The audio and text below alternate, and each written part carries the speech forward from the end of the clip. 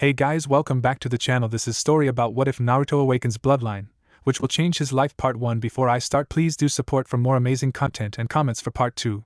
Do consider to subscribe my channel and share my video to your friends and check out the description as well. Let's start the video. 8 years after the attack of the Kyuubi. It was a bright and sunny Sunday afternoon in Konohagakure. It was quite hot this time of day as well, but that wasn't such a surprise considering that Konoha is in High no Kuni. The birds were chirping and a warm breeze could be felt. The villagers were busy going about their business. Standing atop Hokage Tower was Hiruzen Sarutobi, who was the current Hokage. He was looking at his village when a sad smile crept on his face. Minato, thank you for saving our village. If only I could have helped to prevent such a sacrifice. If only people would have honored your last wish. He thought. He didn't have much time to think about the past when he heard someone's steps behind him. When he turned around, he saw his secretary, Yumi. She was an attractive woman in her mid-20s. She had shoulder-length brown hair which she kept in a ponytail, and she also had narrow dark purple eyes. She wore a white sleeveless blouse, navy skirt which went to her knees, and pair of simple civilian boots. Hokage-sama, Iruka-san requests an audience with you, she said. Hiruzen looked at the village for one last time and sighed. Send him to my office and tell him I will be there in 5 minutes. Very well, Hokage-sama.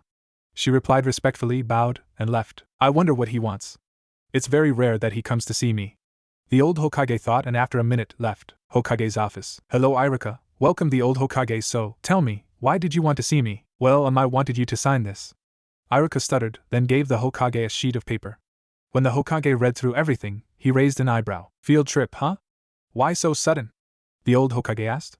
To be honest, he was quite surprised because he didn't expect the first-year academy students to go outside of the village. Usually this kind of field trip only happened in the 3rd or 4th year. I decided to do it this year because my class is quite promising.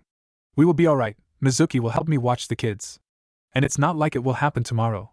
I plan to do it after 3 weeks so I can prepare them. Iruka replied calmly. He really believed that his students were the most promising and gifted students in all academy history after the Ondame. The old Hokage thought about it for a while.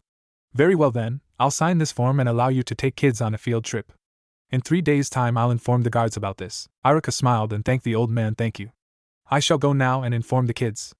Iruka bowed and walked slowly towards the doors. Before Iruka could exit the office, the Hokage asked, Tell me, Iruka, how is Naruto? Naruto? Well, Naruto is being Naruto, doing pranks, being a loud mouth and missing classes. His grades are not high as well. Iruka stopped for a second and thought about something. But I feel that he is hiding something, like he is acting or it's some kind of facade. What do you mean? The Hokage asked curiously. Well, sometimes during lessons when I ask him a question, I can see in his eyes that he knows the correct answer but for some reason he gives me an incorrect one instead. Also, in sparring matches I can see that he has good taijutsu stances, but he never shows how good he is for some unknown reason. If he keeps this up, he will be the dead last. It's still the first year though. Iruka replied with a sad expression. He knew that Naruto didn't have any family and that he lived alone. That's why Iruka befriended Naruto and acted like an older brother figure to him. But he never helped him in any academy subjects because it would look like favoritism. But it was not like Naruto ever asked anyone to help him. The academy teacher knew what his students were capable of and Naruto was capable enough to get good grades. Have you talked to him about that? Maybe if you talk to him, he won't act like that and will actually try anyway. Thanks for telling me this. You may go now. The old Hokage replied with a kind smile. Hi, Hokage-sama, the teacher answered and left the room. Hiruzen looked out the window for a minute and then returned to the nightmare of all Kages. Paperwork. One thought slipped through his mind, be safe. Next day in the academy, Iruka stood in front of the class, ready to announce the news about the field trip to everyone. He didn't have many students. There were some kids from shinobi clans and some civilian kids. Everyone was talented though, and everyone was ready to go on the field trip. At least, he thought so. Okay class, calm down and listen. Iruka called out, hoping everyone would listen. But that wasn't the case. It looked like no one even heard him. Shut up! Iruka shouted while he thought this happens every single day. The class went dead silent and turned their attention to the teacher. Ahem, I talked to the Hokage yesterday and he couldn't finish, because Naruto, who sat next to Sasuke, interrupted him. Did he allow you to teach us some kind of cool jutsu? No, once again he couldn't finish the sentence. Maybe he will take us on some cool mission? Naruto asked curiously. Shikamaru had enough of Naruto's shouting. Naruto. We're not even genin so no one will take us on any kind of mission. And we will not learn any jutsu until next year because we haven't started to learn how to mold and use chakra. So calm down and listen what Iruka-sensei wants to say and let me sleep. Geez, fine. But just because you don't know how to mold and use chakra doesn't mean everyone else here doesn't know how to. Naruto replied angrily. Shikamaru glanced at Naruto in curiosity. I'm sure that no one here knows how to use chakra even for a simple bunshin. Maybe he meant that he can do that, I doubt it though. After that, he decided not to bother himself with this topic. But he wasn't the only one who shared his thoughts. Ino, who had overheard Naruto's conversation with Shikamaru, said, Naruto, I'm sure that no one here knows how to properly use chakra, even for simple bunshin. The academy starts teaching it in the second year, and those who are from a shinobi clan start learning it from their parents when they turn 9 years old. So don't say such stupid things, Baka, tch, whatever the blonde muttered. But Iruka knew better. If Naruto said something like that, then Naruto really meant it. And true to Iruka's thoughts, Naruto started to do tree climbing exercises in his free time. He could stand on a tree for an hour, but he kept improving. Weeks ago, Naruto snuck into the shinobi section of the library and read a scroll about chakra control. Well, that had been the first scroll he could get to before the librarian noticed him. The librarian, whose name was Akihiro, wasn't a bad person and didn't treat Naruto like other civilians. He had read books about Fuinjutsu and knew some basics of the art of sealing. But still, he followed the rules and didn't allow civilians to go into the shinobi section, which was why he just asked Naruto to not ever go there until he become a ninja, or he, Akihiro, would have to watch Naruto's every step in library. Naruto didn't want to lose Akihiro's trust and apologized. Akihiro allowed Naruto to keep the chakra control exercise scroll with one condition: to return it when Naruto mastered all the exercises. Seeing Naruto's joyful smile, the librarian smiled as well. Back to the classroom, Iruka decided not to think about Naruto at that particular moment. Instead, he said, as I tried to say before. He then sternly looked at Naruto and continued, I talked to the Hokage yesterday and he has given me permission to take you on a 2-day field trip. Immediately he mentioned the word field trip. Everyone started shouting and discussing it with others. Well, not everyone was happy. Some random civilian girl, whose name was Aiko, started to protest you, but there are those disgusting bugs. When Shino heard this, his eyebrows twitched. The girl didn't notice it and continued, and where will we sleep? And what about food? And where will we wash ourselves? And Naruto interrupted her. Oh, Aiko, shut up. Bugs are very useful allies in battle. He then looked at Shino, who was a bit surprised that Naruto defended him, and nodded to him in silent thanks. Then Naruto turned back to Aiko, and you are soon to become ninja. When ninjas go out on missions, they will have to sleep outside in almost every mission and find food in the forest if they want to survive. Iruka nodded in agreement. Yes, Naruto has a point there. And it's not like you have to go. If you don't want to, no one will insist. Maybe he's not such an idiot like he acts. Troublesome, Shikamaru thought. Maybe he will talk to Naruto later to find out for sure whether he is an idiot or not. He wasn't the only one with similar thoughts, so he isn't such an idiot like he wants everyone to believe. I knew something was not right about him, Sasuke thought, then looked at the shouting Naruto and smirked. Shut up! Iruka yelled and received attention from students. There are still some things about this field trip you need to know. First, you have to ask your parents to sign this form if you want to go. He then gave everyone their forms and continued, you have until the end of this week to hand it in. Secondly, the field trip will be 3 weeks from today, on Wednesday, and we will be back on Thursday afternoon. So don't forget to take supplies for a 2-day trip. Now you are all dismissed for today. With this, everyone nodded and ran out from the classroom. It was not every day the instructor allowed them to go home early, so they didn't need to be told twice. But there was one person who didn't go with everyone else. One Naruto Uzumaki. He sat in his seat with a sad expression on his face. What's the matter, Naruto? Iruka asked with a small, warm smile. He already had an idea what was bothering the blonde student. Naruto looked at the teacher and said, well, no one's waiting for me anyway, so I don't have to hurry. Besides, he then looked back at the desk. I don't have parents who can sign this form. Iruka saw how sad Naruto was and he didn't like to see him like that. And he knew what could brighten Naruto's mood. Although he was sure his purse wouldn't like what he was going to do. Come, Naruto. I will treat you to a Chiraku ramen, and once your mood lifts, we can discuss what we can do about this form. Why? Ramen! Naruto shouted and ran out of class. Come on, Iruka-sensei. Iruka chuckled and watched with amusement, and wondered how just a single bowl of ramen can change Naruto's mood. Or 2 bowls or 3 or okami. Later at a Chiraku ramen stand. As Naruto ate, he and Iruka had a light talk about various things. When Naruto finished his last bowl for today, which was the 6th, he turned to Iruka with some kind of sad expression. So, what about this form? I can't go with everyone, right? Well, that's not a problem. I can ask Hokage-sama to sign the form for you. I don't think he will mind. He will understand your situation. Iruka answered with a smile. Really? Oh man, Hokage Gigi is awesome. Naruto was very happy. The Hokage always took care of him when he could, and the Hokage was one of the first persons who acknowledged him. I will become as cool a Hokage as the Sandaime is, and I will surpass the Yondaime. Believe it, Iruka sighed, and just a while ago you were all sad and depressed. This ramen is like a cure to you. That's quite a dream you have there, Naruto, said Tochi, the stand owner, as he came out from the kitchen. Yeah. When I become stronger and become Hokage, everyone will acknowledge me. Naruto being Hokage is not just about being acknowledged, but about protecting the village and your loved ones with your life and making it better for everyone. And you can become even more powerful if you have precious people to protect. Iruka said. Really, he was amused by his dream. Naruto still had a lot of growing up to do if he wanted to accomplish this dream. Huh! Was all the answer Naruto could give to what Iruka said. Iruka sighed, never mind, you will understand it later. But if you want to be a Hokage, you must train really hard. If you continue to do pranks, skipping lessons and not paying attention in class, you won't get far in your ninja career. I know, Iruka-sensei. Naruto had a thoughtful expression. He then decided to ask, is it true that no one in my class can use chakra properly? Yeah, we start to teach kids how to use chakra in the second academy year. Why are you asking? Iruka asked curiously. Well, to tell you the truth, I'm doing chakra control exercises now. I can climb the tree now, but I still need to master it. I can stay on the tree without using arms for 3 minutes. It is not enough in case if I need to fight while using tree climbing. And before I start doing water walking, I need to master tree climbing. But for some reason my chakra control is so poor. Also, the librarian told me to meditate to find out what my chakra flow is, and I found out that my chakra reserves are too big for an academy student. In the beginning, I thought it was normal, but when I read some books, I was quite surprised. For now, I have reserves for an average chunin. I don't know how that's possible, but I'm more than happy for it. Iruka was very surprised. He didn't expect to hear those words from Naruto. To hear that he had been doing tree climbing exercises and was doing very well. He had always thought Naruto was only doing pranks in his free time. Naruto saw the look on Iruka's and grinned. I'm not stupid, Iruka-sensei. Yes, in my free time I do pranks so people would notice me, but I also use my free time to go to library and read some books there. It is very boring, but I have to do it if I want to become a good ninja, right? Naruto, I didn't expect this from you. You surprised me a little bit. Iruka said. Are you sure I surprised only for a little bit? He replied with a wide smile. Okay, you got me. You surprised me a lot.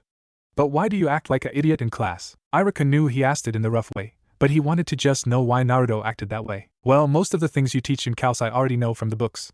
And it's just so fun to prank you and make you angry in the front of whole class. And besides, I don't want to look better than anyone else. I could even become arrogant at the end of the academy if I felt I was better than the rest of the class. He honestly answered. In public he always seems to be dumb and a loudmouth, while in reality he was quite focused and determined. Thank you for your treat, Iruka-sensei, but it's already late. See you tomorrow in academy. Oh, and please don't tell anyone about what we talked about today. Before Iruka could say or ask anything else, Naruto was already gone. Oh well, at least I know he is alright on his own. At least now I know some of the reasons for his acting, if those can be called reasonable. Iruka thought. He then finished his bowl and headed home in order to prepare for tomorrow's lessons. 3 days later, in the forest near Konoha. In the forest near Konoha, a small camp was set up which was well hidden between bushes and trees, so it wouldn't be too easy to find it. It was night now. There was a small campfire, big enough to cook and small enough to stay hidden. From the faint light of the campfire, you could see 2 small tents which were big enough for 1 person in each. Also, there were 3 figures standing near the campfire. It was too dark and the campfire didn't give much light to see their faces or what they were dressed in. One of the figures asked, "Are you sure about this?" The figure was apparently male. He had a rough voice and he looked muscular. It was too dark to see more details. The second figure then spoke, "Of course, I'm sure." The Hokage himself allowed it. Old fool, he should know better than do something so foolish. It didn't have as rough voice as the first figure, but it also belonged to a male. In a dark night you could see that he wasn't as muscular as the first one, and he had shoulder-length hair. It was indeed foolish to allow this trip when the class has so many promising students. Especially those heirs from the clans. If your information is correct, we will get a nice amount of money once we capture some of them, although our priority is the Hyuga heir. What was her name? Hinata? No, Hinata, no, that's not it. Hinata, yeah, Hinata, that was her name, right? The third and a final member of the band was a female. She had a beautiful voice, that kind of voice which singers usually would have. She had long hair which reached her shoulder blades and which she kept in a ponytail. Although it was dark, you could see a large bust she had. It wasn't as big as one of the Sannin member had, but still in some years. The first one nodded and turned to the second figure. What if there will be more ninja guarding them? What, you scared, Shigeru? My, I thought you're tougher than that. The female of the band laughed at her teammate. Shut up, Ryoko. Think with your head, not with those watermelons of yours. He then pointed at Ryoko's large bust and continued, what if more ninjas appear? While we are strong, we can't take on a lot of ninjas at once. We need to find out how many ninjas will be there with the kids. The female frowned when Shigeru pointed at her bust. She really didn't like when someone noticed these globes and made comment about them. She wouldn't admit it, but her teammate had a point. They couldn't face many ninjas at once, because while they were fighting, the kids could escape or someone might call for reinforcements. Whatever was the only thing she could say in reply. Then the second figure spoke. Don't worry. There will be only 2 ninjas with them. One is Irika Yumino. And the second is, he then grinned evilly, well, tell you the truth, the second ninja who will lead them is me. He then took out a map of a nearby area around Konoha and pointed at one place in the forest, near the river. This is where me and Irika will lead them, you just have to set up the traps here. Once the fighting starts, don't worry. Irika isn't much of a fighter. Being an academy instructor for so long, he lost some skills over the years. The 3 then discussed the plan and agreed to it. It looks perfect. And those kids won't fight back. They don't teach them a lot in the first year after all. Shigeru answered, while he held his chin in his palm. Yeah. Well then, you should return to Konoha so no one notices your absence. In the meantime we will rest and prepare for this operation, Ryoko said, and with that she stood up, and gracefully walked to her tent. Very well then, said the second figure, and he too left the scene. While he was heading back to the village, only one thought slipped through his mind. Well, soon enough I will get the Byakugan and hand it over to Orochimaru, who will reward me with that power he promised. And I should also kidnap that demon brat and sell it to another major village. Hee. I will be rich and powerful in no time. With that, he had very malicious smile as he walked towards the village. For now, everything was perfect, minus 2 days before the trip. Today wasn't as sunny and hot day as it usually was in Konoha. Dark clouds covered the usually bright sky. It didn't start raining yet, but it looked like it will start any minute now. Also, it seemed the weather affected the villagers. There weren't as many smiles as usual, and everyone tried to finish their business as quickly as possible in order to get back home earlier. No one wanted to stay out for too long. Things weren't better in the academy. The class was unusually silent, and the students listened to Irika's lessons. Although one couldn't say unusually silent about one Nara kid, he always sleeps. Even the usual loudmouth, Naruto, didn't do any pranks or disrupt the lesson. Irika wasn't complaining. Although he liked that his students paid more attention to him, and he didn't need to shout to silence them, still, the eerie mood unnerved him a bit. He was used to the loud class, and seeing them like this was a bit scary. Well, as scary as it could get with class full of 8-year-olds. Now when the lesson came to an end, he decided to brighten up the mood a bit. What he was going to say would definitely bring joy to his students' faces. It is almost the end of the lesson. He then stopped, looked at his students, and saw some smiles. He then continued, but before you go I wanted to announce 2 things. It's about the trip, so listen carefully. The first thing is there is too many of us and I don't want to scatter you all around the forest in your own tents. So you will need to share with others. Let's see, those who have bigger tents will need share with those who have smaller ones. It will also help you to look out for each other, almost like an experienced genin team. I would say one team should consist of 2 to 4 members. Also, there will be some team games while on the trip with a prize to winners. The moment he finished speaking, the class's mood was far better than it was. Everyone started chatting and making teams. Irika didn't mind it and allowed them to sort out the teams, after which he said, listen up. I would give you 20 minutes to sort out the teams. After you're done, you need to choose a leader of the team and come to me so I can write down the names. It will be so much fun. They could sleep in one tent and do so many things together. They won't have to be by themselves. They could share the food. That was the summary of everyone's thoughts. But Naruto wasn't one of them. He had a somewhat sad and disappointed expression on his face. Oh man, this is just great. I don't have a tent at all and nobody will want to share with me. Hell, I don't even have normal friends here. At least no one here is glaring at me like the others in the village do. And he wasn't the only one with those thoughts. Sasuke, who sat next to Naruto, was thinking almost the same. Great. Although I have a tent, I don't want to stay by myself. And I don't have any friends here either, so no one will invite me. Well, except for his fangirls, if they could ever be considered friends. And he would never go to them. Never. Ever. Even if it was the end of the world. The Uchiha clan were a very arrogant clan. As far as Sasuke could remember, he was always taught that the Uchiha was the most powerful clan in Konoha, as well as their Sharingan, their Kekkai Genkai, is the most powerful dojutsu, too, and most powerful bloodline. His father, Fugaku, always said don't pay attention to the lower class people. They are not worth our time. We are elite, so we will associate ourselves only with elites. Although he didn't like what he heard, he knew better than to argue with his father, so he just agreed with him. He thought people should treat each other equally, and that kind of attitude will only make enemies. At least he had his brother with him, Itachi, who had the same thoughts as Sasuke. Itachi was a very loving brother, and always helped Sasuke with his training whenever he could. He didn't like his clan either, he actually despised them, although he didn't show it. The only thing the Uchiha, except him, were interested in was power. Any and everything for more power. Itachi tried to ensure that Sasuke knew that it was alright to be friends with classmates, but Sasuke was still afraid of his father. What if he found out somehow and then punished him for associating with lower class people? Itachi could understand the feeling. After all, Fugaku was the head of the Uchiha clan. That's why Sasuke acted unfriendly towards everyone. If someone asked him something, he would answer, but he would never start a conversation on his own. Itachi vowed to Sasuke that someday he could enjoy his life and make friends just like everyone else. Sasuke then put those thoughts aside and tried to find a solution to his problem. He turned his head to the right and saw Naruto's gloomy facial expression. Oh, that's right, Naruto doesn't have much friends either. Maybe before he could finish his thoughts, he heard someone call out to the blonde. Naruto! Someone shouted. Naruto turned to find who had called him. After some seconds he saw Shikamaru's intent gaze. He, Naruto, then figured out it was him, Shika, who called. What is it, Shikamaru?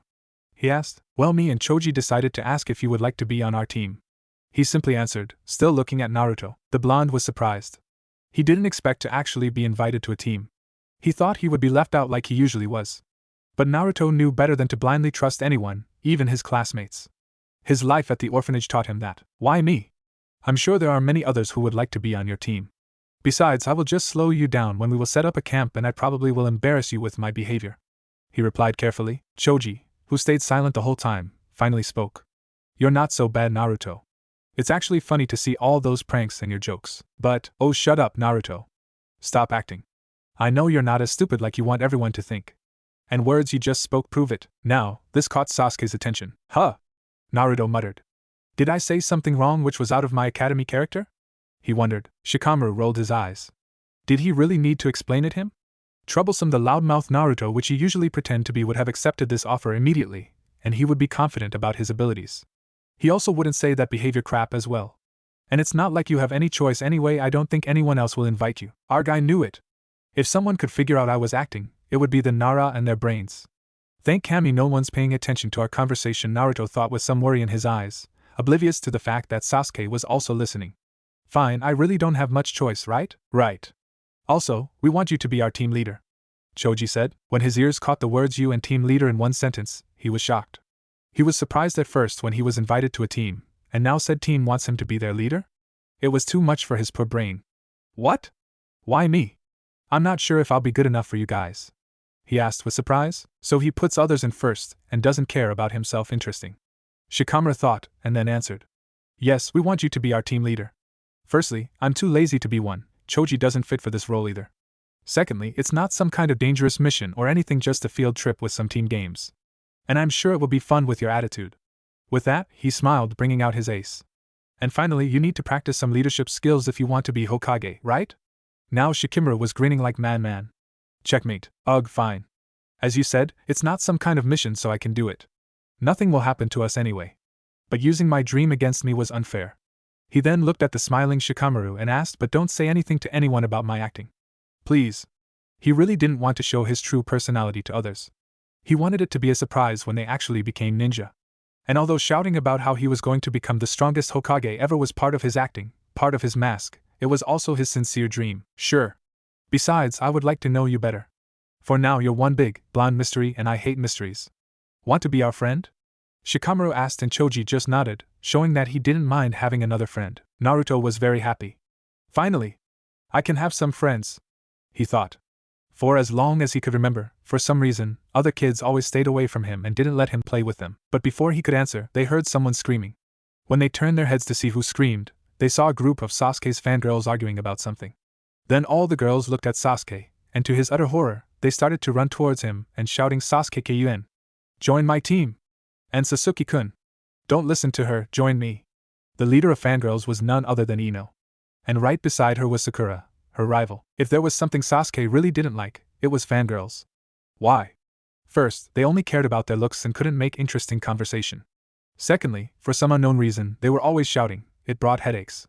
And Sasuke somehow always knew what they were planning to do. Before the girls could reach Sasuke and claim him, he set his escape plan in motion. Shikamaru!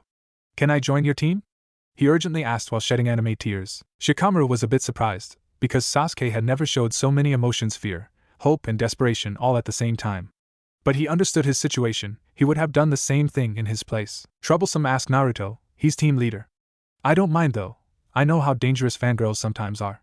But my tent is only for 3 people, so somebody will have to bring a bigger one. He answered with small smile. Don't worry about the tent, I have one big enough for 4 people. Sasuke urgently answered and looked at Naruto with pleading eyes. Naruto wanted to agree, the more the merrier. But at the same, he didn't want to, because as far as he knew, Sasuke wasn't very friendly. But as we all know, he was not the kind of a person who said no if someone needed his help. Fine, I don't mind. But be friendly at least and don't ignore us when we speak to you.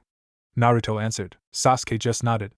Maybe now I could make some friends on this trip and my father wouldn't know about it. He thought with a smile. Thanks, guys.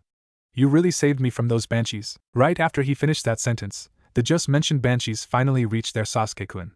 Before they could start to shout and scream, Naruto said, sorry girls, but Sasuke is already on my team. The girls looked at Naruto with confusion and one civilian family girl frowned and said, oh please. Who would like to be on your team? Ha, even if you could be in a team, no one would allow you to be a team leader. And then she laughed and continued with a sweet voice, so, Sasuke-kun, would you? But before she could finish, Sasuke angrily interrupted, shut up. It's true, I'm on his team already and he is the team leader.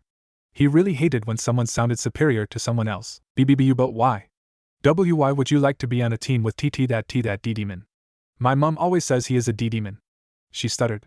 She was shocked to see such a reaction from her Sasuke-kun. And here it starts again, Naruto muttered, but Shikamaru heard him. Demon? Is that the reason why he doesn't have any friends? Why would parents say such things? Shikamaru thought curiously. But today wasn't the day he could ask them any question in the matter. Demon? Is that why you show your superiority over him? Sasuke asked angrily. He wasn't in the mood to argue with fangirls. Besides, it was pointless anyway, because they would agree with anything Sasuke said, and that was one more reason why he didn't like them. Listen, I really don't like girls like you, so I wouldn't have joined you anyway. I mean, all you care about is how you look and your obsession over me. If you're going to continue like this, then I suggest you quit the Ninja Academy, because if you become a ninja, you will be dead weight on a team and you will die quickly on a mission. Be gone. You annoy me. He turned away from them and didn't say anything else. Wow, that was rough, but I can't disagree with him. And it's also is the first time I've seen him saying so many sentences in one day. Naruto thought and chuckled. Others were a bit surprised as well. It's the first time they saw this side of Sasuke. The girls went to their seats with aura of depression over them. They had never expected this reaction from their Sasuke-kun. Just after this little scene was finished, Iruka called the team leaders to write down the names. He was very surprised about Naruto, but at the same time he was happy for him. He deserved to have some friends. Okay, listen up now. Before you go, there is something else I wanted to announce. Those who are going on the trip don't have to come to the academy tomorrow, in order to prepare. But those who are not going to the trip will have to attend academy tomorrow, Wednesday and on Thursday. Half of the class was happy and the other half was not happy for obvious reasons. Why do we have to attend the academy while everyone else is relaxing? Someone asked. This field trip is not about relaxation. It will be a real field experience for them. Also, they will have lectures too. Me and Mizuki will not be in the academy for the next 3 days, so those of you who are not going on the field trip, listen carefully. Your lessons will be held in room 213. The teacher there already knows about this. Oh, and for those who are going on the trip, don't forget to be here on Wednesday at 9 o'clock a.m., or we will leave without you and you will have to attend the academy. That's all. See you on Wednesday. Class dismissed. As everyone started to head out of the class, Naruto nervously asked his companions, hey guys. Do you want to meet tomorrow so we could buy supplies for a trip and hang out a bit? It was the first time in some years he had asked someone to hang out with him. He thought they wouldn't come, but this time, it wasn't the case. Sure, why not? Tomorrow we don't have academy, so I don't have anything else to do anyway. I could stay home, but my mum would force me to do more troublesome things. Shikamaru answered. Yeah, why not? I don't have anything to do tomorrow either. Chuji said. Naruto was very happy. For the first time in his life, someone accepted his invitation. He then turned to look at Sasuke and asked him, what about you, Sasuke? Wanna come? Sasuke looked at Naruto, but then turned away so no one could see his sad expression. Sorry, but I can't. My father will need my help tomorrow in some matters. He lied sadly. His father didn't need any help. Ever. He just wouldn't be allowed to hang out with low-class people. And the only clan they didn't consider low-class was the Hyuga clan. But the Uchiha hated the Hyuga clan more than anything, because the Hyuga were their so-called eternal rivals or something. Naruto and Shikamaru noticed the scowl on Sasuke's face when he mentioned his father, and decided not to push the matter. Okay then. Let's meet tomorrow in the nearby park at 11 o'clock a.m.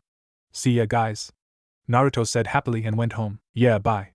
Choji and Shikamaru answered and went in the other direction. Same day, Uchiha compound. What do you mean you're on a team in this field trip?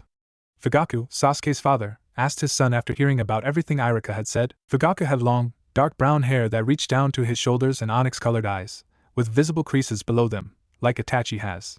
He wore a black shirt with the Uchiha symbol on the shoulders, gray pants and a black, open front apron with white diamonds on the bottom. Sasuke sighed and answered calmly.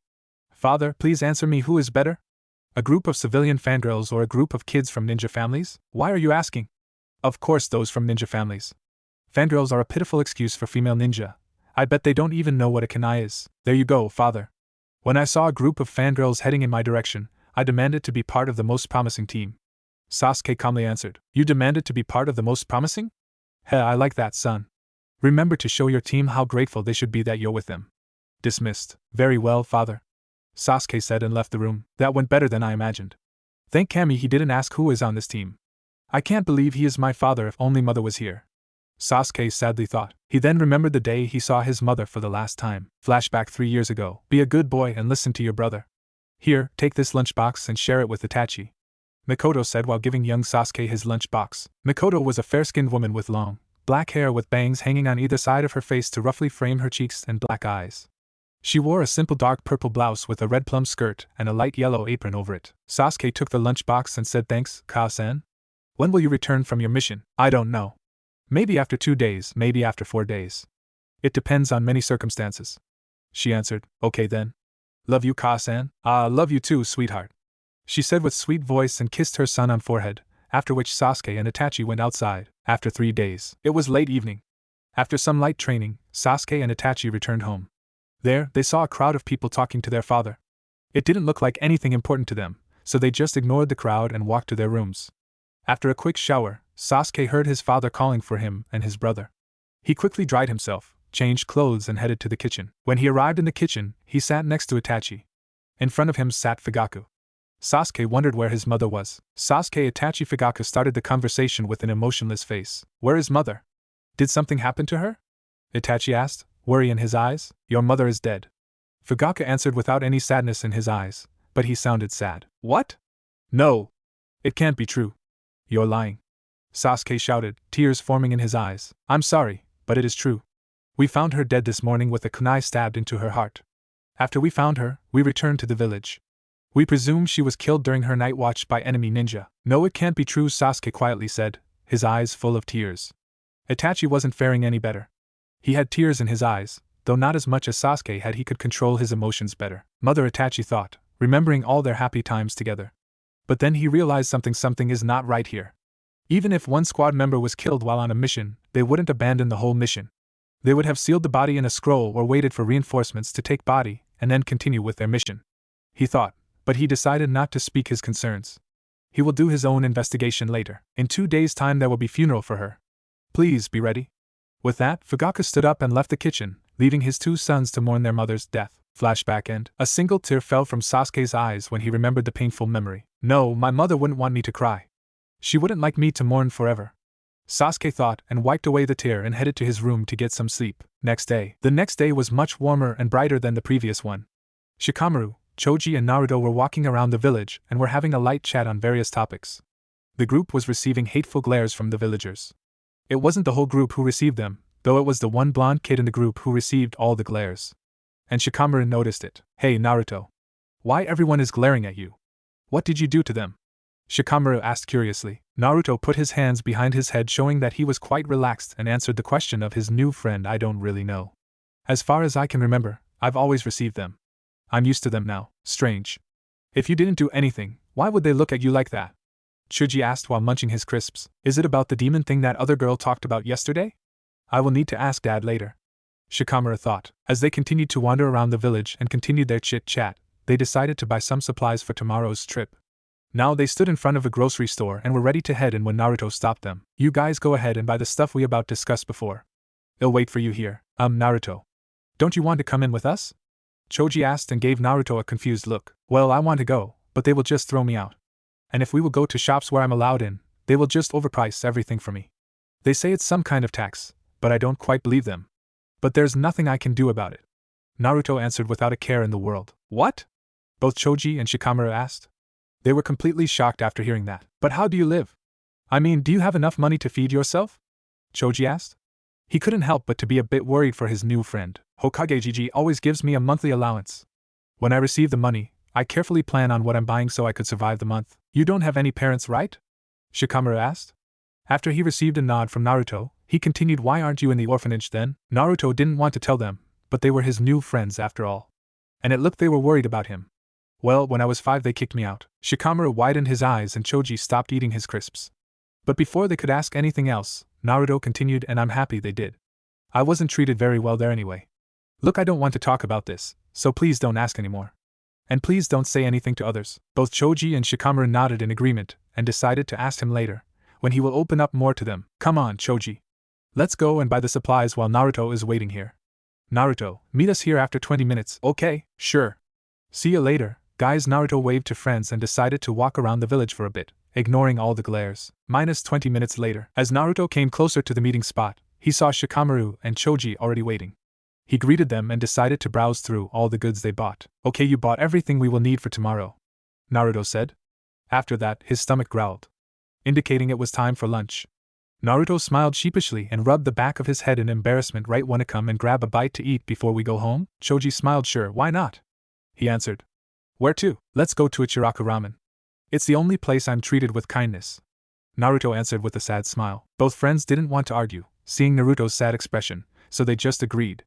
And they didn't mind ramen either. At ramen stand. Hi Tochijiji, I am San. Naruto greeted Ichiraku Ramen stand owner and his daughter who also worked there. Both of them were very kind to Naruto and didn't see him as the demon brat as others did. Hey Naruto. Both of them greeted. How are you? I am asked. I'm fine, thanks. I've got a field trip tomorrow, so me and my new friends bought some supplies. We're in one team for this trip, Naruto answered with happy face. New friends? Care to introduce them? I am curiously asked the blonde. Yeah. The lazy-looking one is Shikamaru Nara and the one who is eating crisps is Choji Akimichi. Nice to meet you. I'm very happy for you, Naruto. You finally made some friends, she said with a warm smile. Then they took their seats with Choji sitting next to Naruto and Shikamaru next to Choji. So what are your orders? Tochi asked. 1 miso ramen please, Shikamaru said. The usual, 5 bowls of miso ramen, Naruto said with big smile. Ramen was his favorite food and today he could spend extra for it. Choji was surprised at Naruto's large order and took it as an unspoken challenge and ordered 6 bowls of beef ramen. It was his pride as an Akimichi to out-eat anyone no matter the circumstances. After 20 minutes of eating and chatting, Choji couldn't take another bite. I can't believe it, someone ate more than I did, Choji said to Naruto with respect. Almost no one could out-eat an Akimichi, and just now Naruto did it like it was a piece of cake. Shikamaru was surprised as well. So Choji is not the only one with black hole for a stomach troublesome. Well, ramen is my favorite food after all. Tochijiji, 1 more bowl of miso ramen please.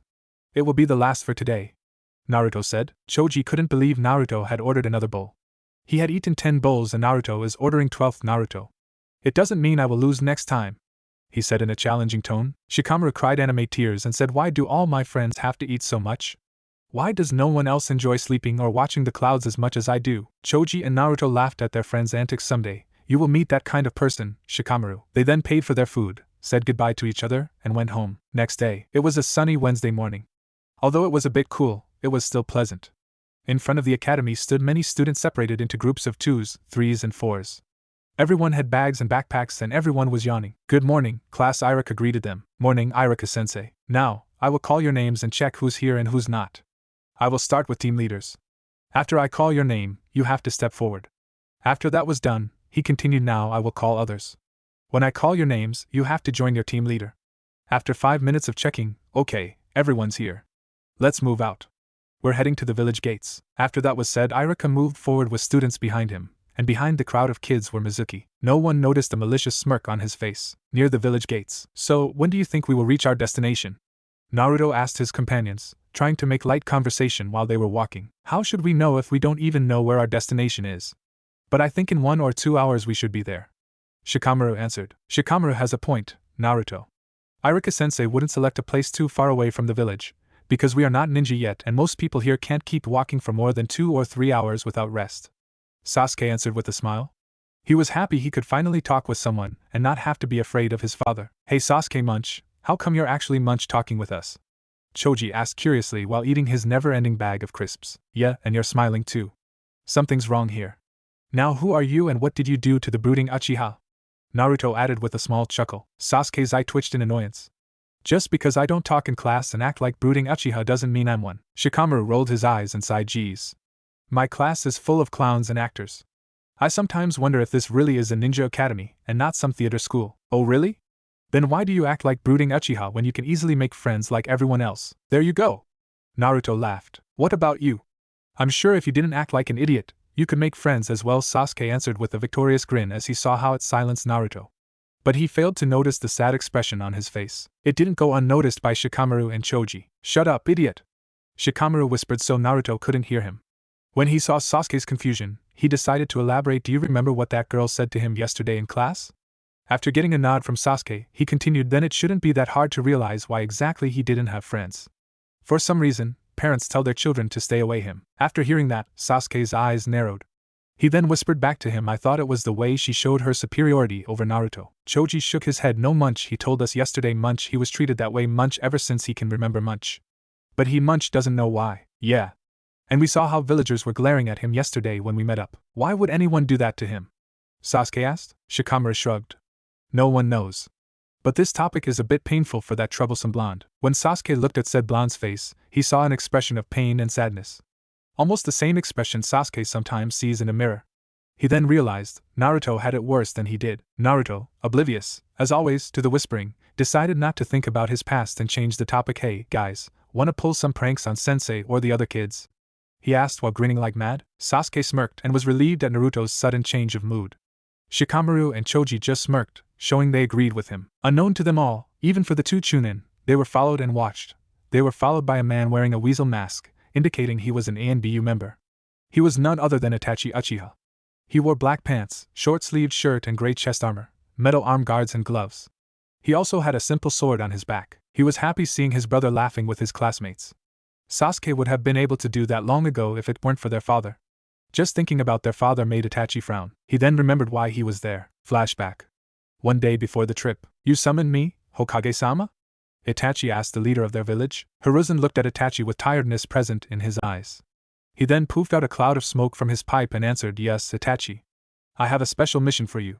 "Well, it's more of a request than a mission." Itachi raised an eyebrow, curious at what the Hokage would ask of him. "And what would it be?" "As you may know, the kids in the academy have a field trip." When he received a nod from Itachi, he continued, "I want to ask you if you could keep an eye on them until the trip ends." Now Itachi was curious why the Hokage would request such a task. After all, there would be two Chunin with the kids. "But why, Hokage-sama?" "From what I've heard, this trip is not far from the village, and there would be two Chunin with the kids. Why should an ANB watch them?" "You have a point there, Itachi, but my intuition tells me something is going to happen. Maybe I'm just being paranoid. 8-year-old kids outside the village, and most of them are clan heirs. A lot can happen." He poofed another cloud of smoke. "Still, I can't get rid from this feeling. That's why I want to give them some extra protection. Just in case if something happens." Hokage answered. "I see. Very well, I accept your request. It will also be interesting to see how my brother interacts with others," Itachi said with a small smile. He really wanted to see if Sasuke could still make friends after so much time without normal socializing. "Thank you. Make sure to stay hidden also. Do not interfere unless it's a life and death situation. I feel something's going to change in this trip. Something very important is going to happen." "What do you mean, Hokage-sama?" "I do not know, Itachi. Interfere only if it is life and death situation, understood?" The old Hokage ordered with power behind his words, showing why he was still the village leader. Despite Hokage's tone though, it didn't affect the young Uchiha genius. He was a professional and only few things could scare him. "Hi, Hokage-sama. I will leave now and prepare for the 2-day trip." When Itachi received a nod from his leader, he left, still wondering what old Sarutobi meant. "I still can't shake this feeling," the Hokage thought. And when he saw a pile of papers in front of him, he frowned. "This paperwork will kill me one day." Flashback end. "I still can't see what can go wrong here. But if Hokage-sama is right, then I better keep my eye on them." Itachi then focused on his mission, if this could be called a mission for an ANBU captain, and continued to watch the kids while he was trying to keep hidden. Well, he didn't need to try. After all, they were only a bunch of kids and two Chunin. Back with the kids. An hour and a half had passed since they left the village. Now the kids and the two teachers were standing in a nice forest clearing surrounded by trees which was lit by sunlight. The shadows from the trees gave a mysterious and beautiful sight. One could hear various birds chirping and singing from the trees as well. You could even hear the bubbling of a stream or a small river nearby. The water gave off a nice and fresh smell in the clearing, while the sound of the rushing water also gave off a relaxing sensation. If one looked closely, one could also spot some forest animals between the bushes: rabbits, small foxes, squirrels, and many more wildlife. The kids widened their eyes when they saw the beautiful clearing, smelled the fresh air, and saw the wild animals. Never in their lives had they seen something so beautiful, not even in Konoha. They were happy they went on this trip. The kids hope this will be the place they will stay. Perfect spot, Iruka thought, with a large smile while breathing the fresh forest air, free from village's various scents. "Okay, listen up. We'll make our camp here.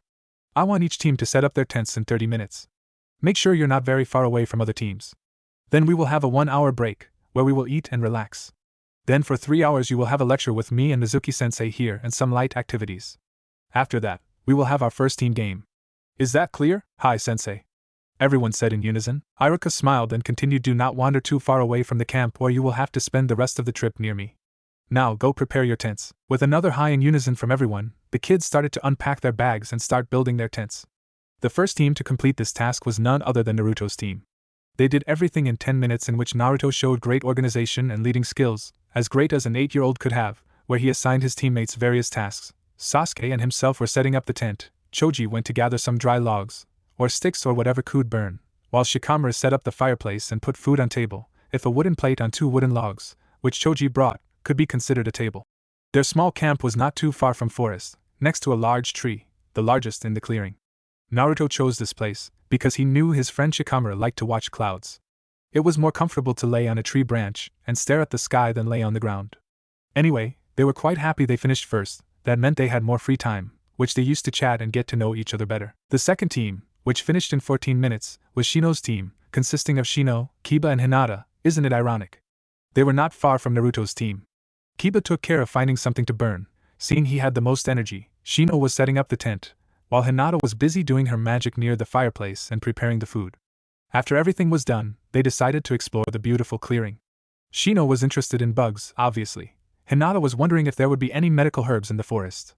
She had a book in her hand with various pictures with plants. Kiba was being Kiba, running around and trying to come up with something fun to do. The third team, which finished in 19 minutes from the start, was Sakura's team, consisting of Sakura, Ino and 2 random girls whose names were Saya and Hinajuku. Naruto's team were impressed, especially Sasuke. They expected this team to finish the last and complain about whatever fangirls could complain about in the forest. Well, Saya and Hinajuku were complaining and didn't do much. Both of them got the food, set up the fireplace and just sat there, waiting for something, while Sakura was setting up a tent with a victorious smile and Ino was searching for wood with a frown. The reason for that was because Sakura and Ino were arguing about who will set up the tent. Why they were arguing, no one will ever know. But it seemed Sakura won. Now both girls were searching for Sasuke-kun to spend more time with him, to Sasuke's horror, while the other 2 were just sitting near fireplace and waiting for something to happen. At least now Ino and Sakura didn't call Sasuke theirs. They agreed to spend more time becoming a ninja, hoping it will get Sasuke's attention, but they were still the fangirls. It's a good thing that Naruto's team were hiding in their tent so the girls wouldn't find them. To be more precise, wouldn't find Sasuke. The other kids managed to complete their task before 30 minutes had passed. Okay, time's up. Those who didn't manage to set up everything, you will do it later. Now everyone come here so we can begin our lesson. Iruka shouted so everyone could hear him. Almost everyone frowned and then sighed. Even outside of the academy they would get their lessons. Someone even muttered troublesome. You can try and guess who it was. As the kids gathered in front of their teachers, Mizuki decided it was the time to set his plan in motion. He secretly made some hand signs behind his back so no one would notice them. After that was done, 3 figures behind the trees saw the signs and started their plan. They quickly did half-dozen hand seals in complete sync, ended on the ram's seal and muttered release. After that was done, the area in clearing where everyone was, slowly filled with invisible chakra. This chakra came from 4 seal tags that were placed around the clearing. Also, there was a well-hidden 5th seal not far from kids. The 5th seal attracted chakra from the other seals, thus leading chakra to clearing. But that wasn't the only purpose of the 5th seal. One of the figures did another set of hand seals and calmly said silent dream. After that, the 5th seal glowed a bit and all the chakra in the area was filled with various drugs. Everyone in the area suddenly felt tired and their eyelids became heavier. Most of the kids were already on the ground, sleeping. The only ones left standing were Naruto, Iruka, Mizuki, Sasuke, Shikamaru and Shino. Although the latter 3 were barely fighting back the sleep, after a moment they all collapsed, unable to continue. On the other hand, Iruka wasn't affected because he had some experience by being a chunin and felt the genjutsu. He dispelled it, and Mizuki did the same. Naruto was feeling a bit tired but he also could fight back, thanks to demonic chakra mixed with his normal one. Thus this kind of genjutsu didn't work on him. *1 star. So Hokage-sama was right after all. But I can't intervene now, I need to find out who attacked them and why. Itachi thought. He reduced the distance between those who were still standing and suppressed his chakra as much as possible in order to stay hidden. What the hell? Shouted Iruka. Mizuki! Check the perimeter and send word to Hokage-sama. Meanwhile I will check on kids. That won't be necessary. Mizuki replied, grinning. 3 figures then jumped from the forest side and stood next to Mizuki. After that, they took off their cloaks and showed themselves. To the right of Mizuki stood a female, Ryoko. She had a round face, narrow, green eyes, and brown hair which reached her shoulder blades, which she kept in ponytail. She wore a long, green Chinese-style dress with slits on the either side for easy movement, which reached a bit past her knees. Under the dress she had a mesh armor and tight shorts. Also, she wore a simple pair of shinobi sandals. She had a shuriken holster attached to her right thigh for easy reach. To the left of Mizuki stood a muscular man, Shigeru. He wore a pair of shinobi sandals, ANBU pants which reached his ankles, gray shin pads, a muscle shirt and arm guards. He had a kunai holster attached to his left thigh. He had short, brown hair. Both of them wore hitaite with a music note on their forehead. What's the meaning of it? Mizuki, who are they? Irika worriedly asked. Yeah, Mizuki, tell him who we are and why we're here. Ryoko said with a smirk. Don't be stupid, Ryoko. Why would we want to tell our plans to an enemy? Shigeru said with annoyance. He wanted to finish as quickly as possible. He has a point, Ryoko. Now, Irika, hand over Hinata and Naruto and we will leave you alive. Mizuki said with a grin. What? Irika-sensei, what is Mizuki-sensei talking about? Naruto asked. To say he was a bit confused would be a misunderstanding of the century. I don't know, Naruto, but listen. Run to the village and inform Hokage about what happened here and request help. Irika answered. He is not going anywhere. You see, we need the demon brat for our plans. Mizuki answered, chuckling. Although Mizuki wasn't as close to Naruto like Irika was, it was still painful to hear your sensei call you what the rest of the village does. Now, Naruto was feeling sad and his anger was rising. He had had enough first. The villagers called him demon brat. Then he goes on a trip, trying to have fun with his new friends. Then some random people appear, put a genjutsu on everyone and talk about taking Hinata and him for some plans. And then his own sensei calls him demon. Why, Mizuki? Why does everyone calls me demon? Why do you? Naruto demanded, while having tears in his eyes. You really want to know? Mizuki smirked. Fine. No, Mizuki, you can't. It's an S-class secret. Irika tried to reason with the traitor. Who cares about that? I'm no longer a ninja of this pathetic village. Ryoko, Shigeru, handle Irika and then take the Hyuga. I'll take care of this demon. Mizuki said. Both Ryoko and Shigeru nodded and were ready to engage Irika. No! I will not let you harm Naruto. Irika shouted and ran toward Naruto in order to protect him. But he couldn't reach him because he was kicked hard in the stomach and sent flying backwards. Irika managed to land on his feet, then looked at his attacker. Sorry, but we are your opponents now. Shigeru said with a smirk. I need to finish it quickly, if I want to help Naruto. Please stay safe, I'll be by your side shortly. Irika thought. I see. They want kidnap Hinata and Naruto to sell them to other hidden villages. Hinata because of her Byakugan, and Naruto because he is a Jinchuriki. Itachi thought. I think it's time to intervene. He was about to jump from his hiding spot when he suddenly felt large chakra spike. What? Could it be Naruto? Maybe I should hide for a little while longer and see what happens. With Naruto. Irika! Naruto shouted after Irika was kicked. He was about to run to his brother figure when he was kicked by Mizuki. You're not going anywhere. Why, Mizuki? Why? Naruto cried. Well, I suppose I could tell you. Do you know why villagers hate you? Mizuki asked. When Naruto shook his head, he continued. 8 years ago, Kyuubi attacked our village. Many ninjas and civilians died that night. No one could stop the mad beast, but then the Yondaime Hokage appeared and gave everyone hope. I already know that. Yondaime killed the Kyuubi, so get to the point already. Naruto shouted, his anger building. Impatient, huh? Well, you see, Kyuubi can't be killed because it's a creature of pure chakra. It can only be sealed. And Yondaime did it. He chose an orphan and sealed the beast inside it. It was you, Naruto. By becoming the host of Kyuubi, you became its reincarnation. Mizuki finished with victorious smirk when he saw Naruto's shocked face. Naruto's eyes widened. That makes sense. Demon brat and just demon, kicked out of the orphanage and stores and the hateful glares, parents telling their children to stay away from me. All because of Kyuubi? He then looked at Irika, who was barely standing. He gritted his teeth. Well, I don't care what villagers think. It's not mine nor Kyuubi's fault if they can't see the difference between a kunai and the scroll it's sealed in. I'll show them I'm no demon. There are people who care about me. I can't allow Mizuki to manipulate me. I will continue to protect them as I did so far by keeping Kyuubi in prison. And I am not its reincarnation.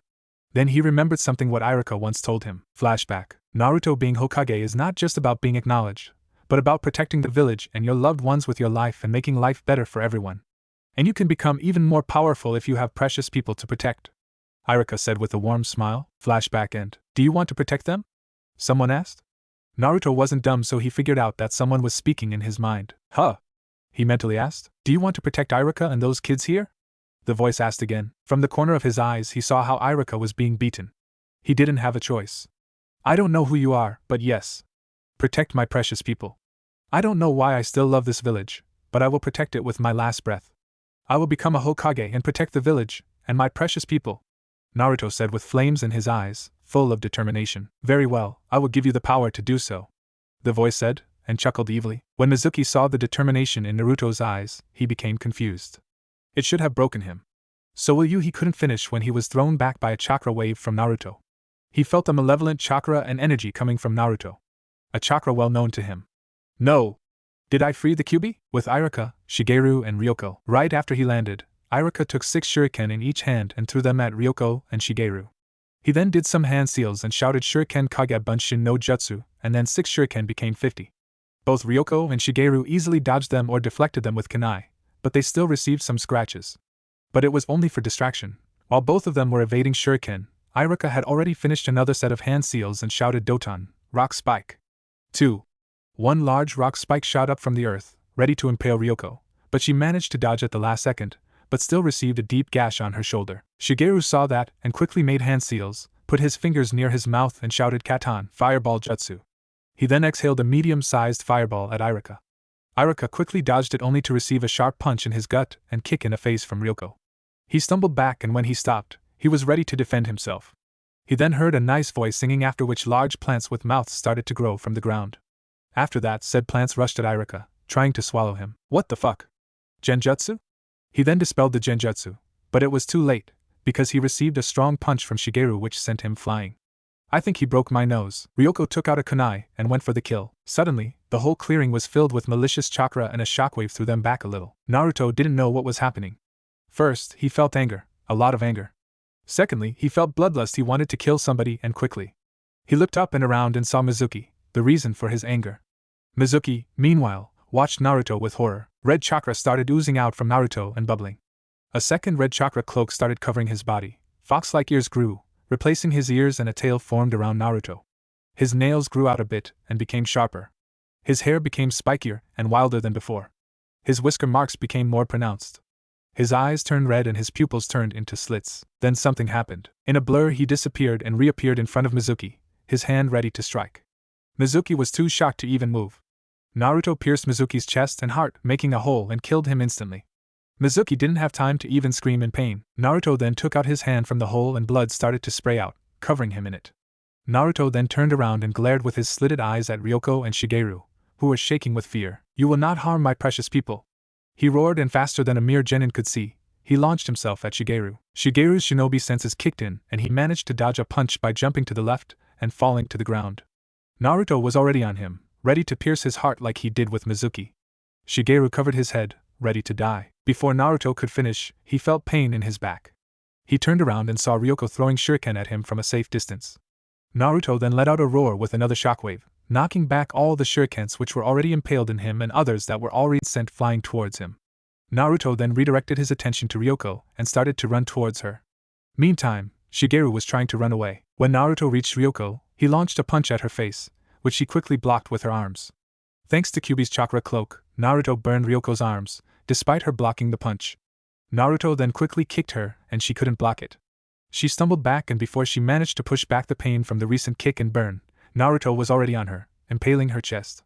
More blood spilled out from the hole and Ryoko fell down, lifeless. Naruto then turned around for his last target, but couldn't find him. No! I must find him. I must find him and kill him, or he will hurt more people. He will hurt more of my precious people if I do not kill him. Naruto nervously thought. Then another large chakra wave erupted from Naruto. His eyes began to hurt. He started to scream. He didn't see his blue and silver chakra scum out of him and begin to swirl around, merging with the red one. He let out another painful scream. WWH, what's happening? Iruka asked himself with fear in his eyes.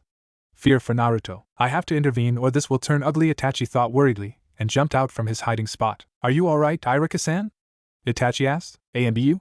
What are you doing here? No time to explain. Can you wake up the kids and lead them to a safe location? Why yes, good.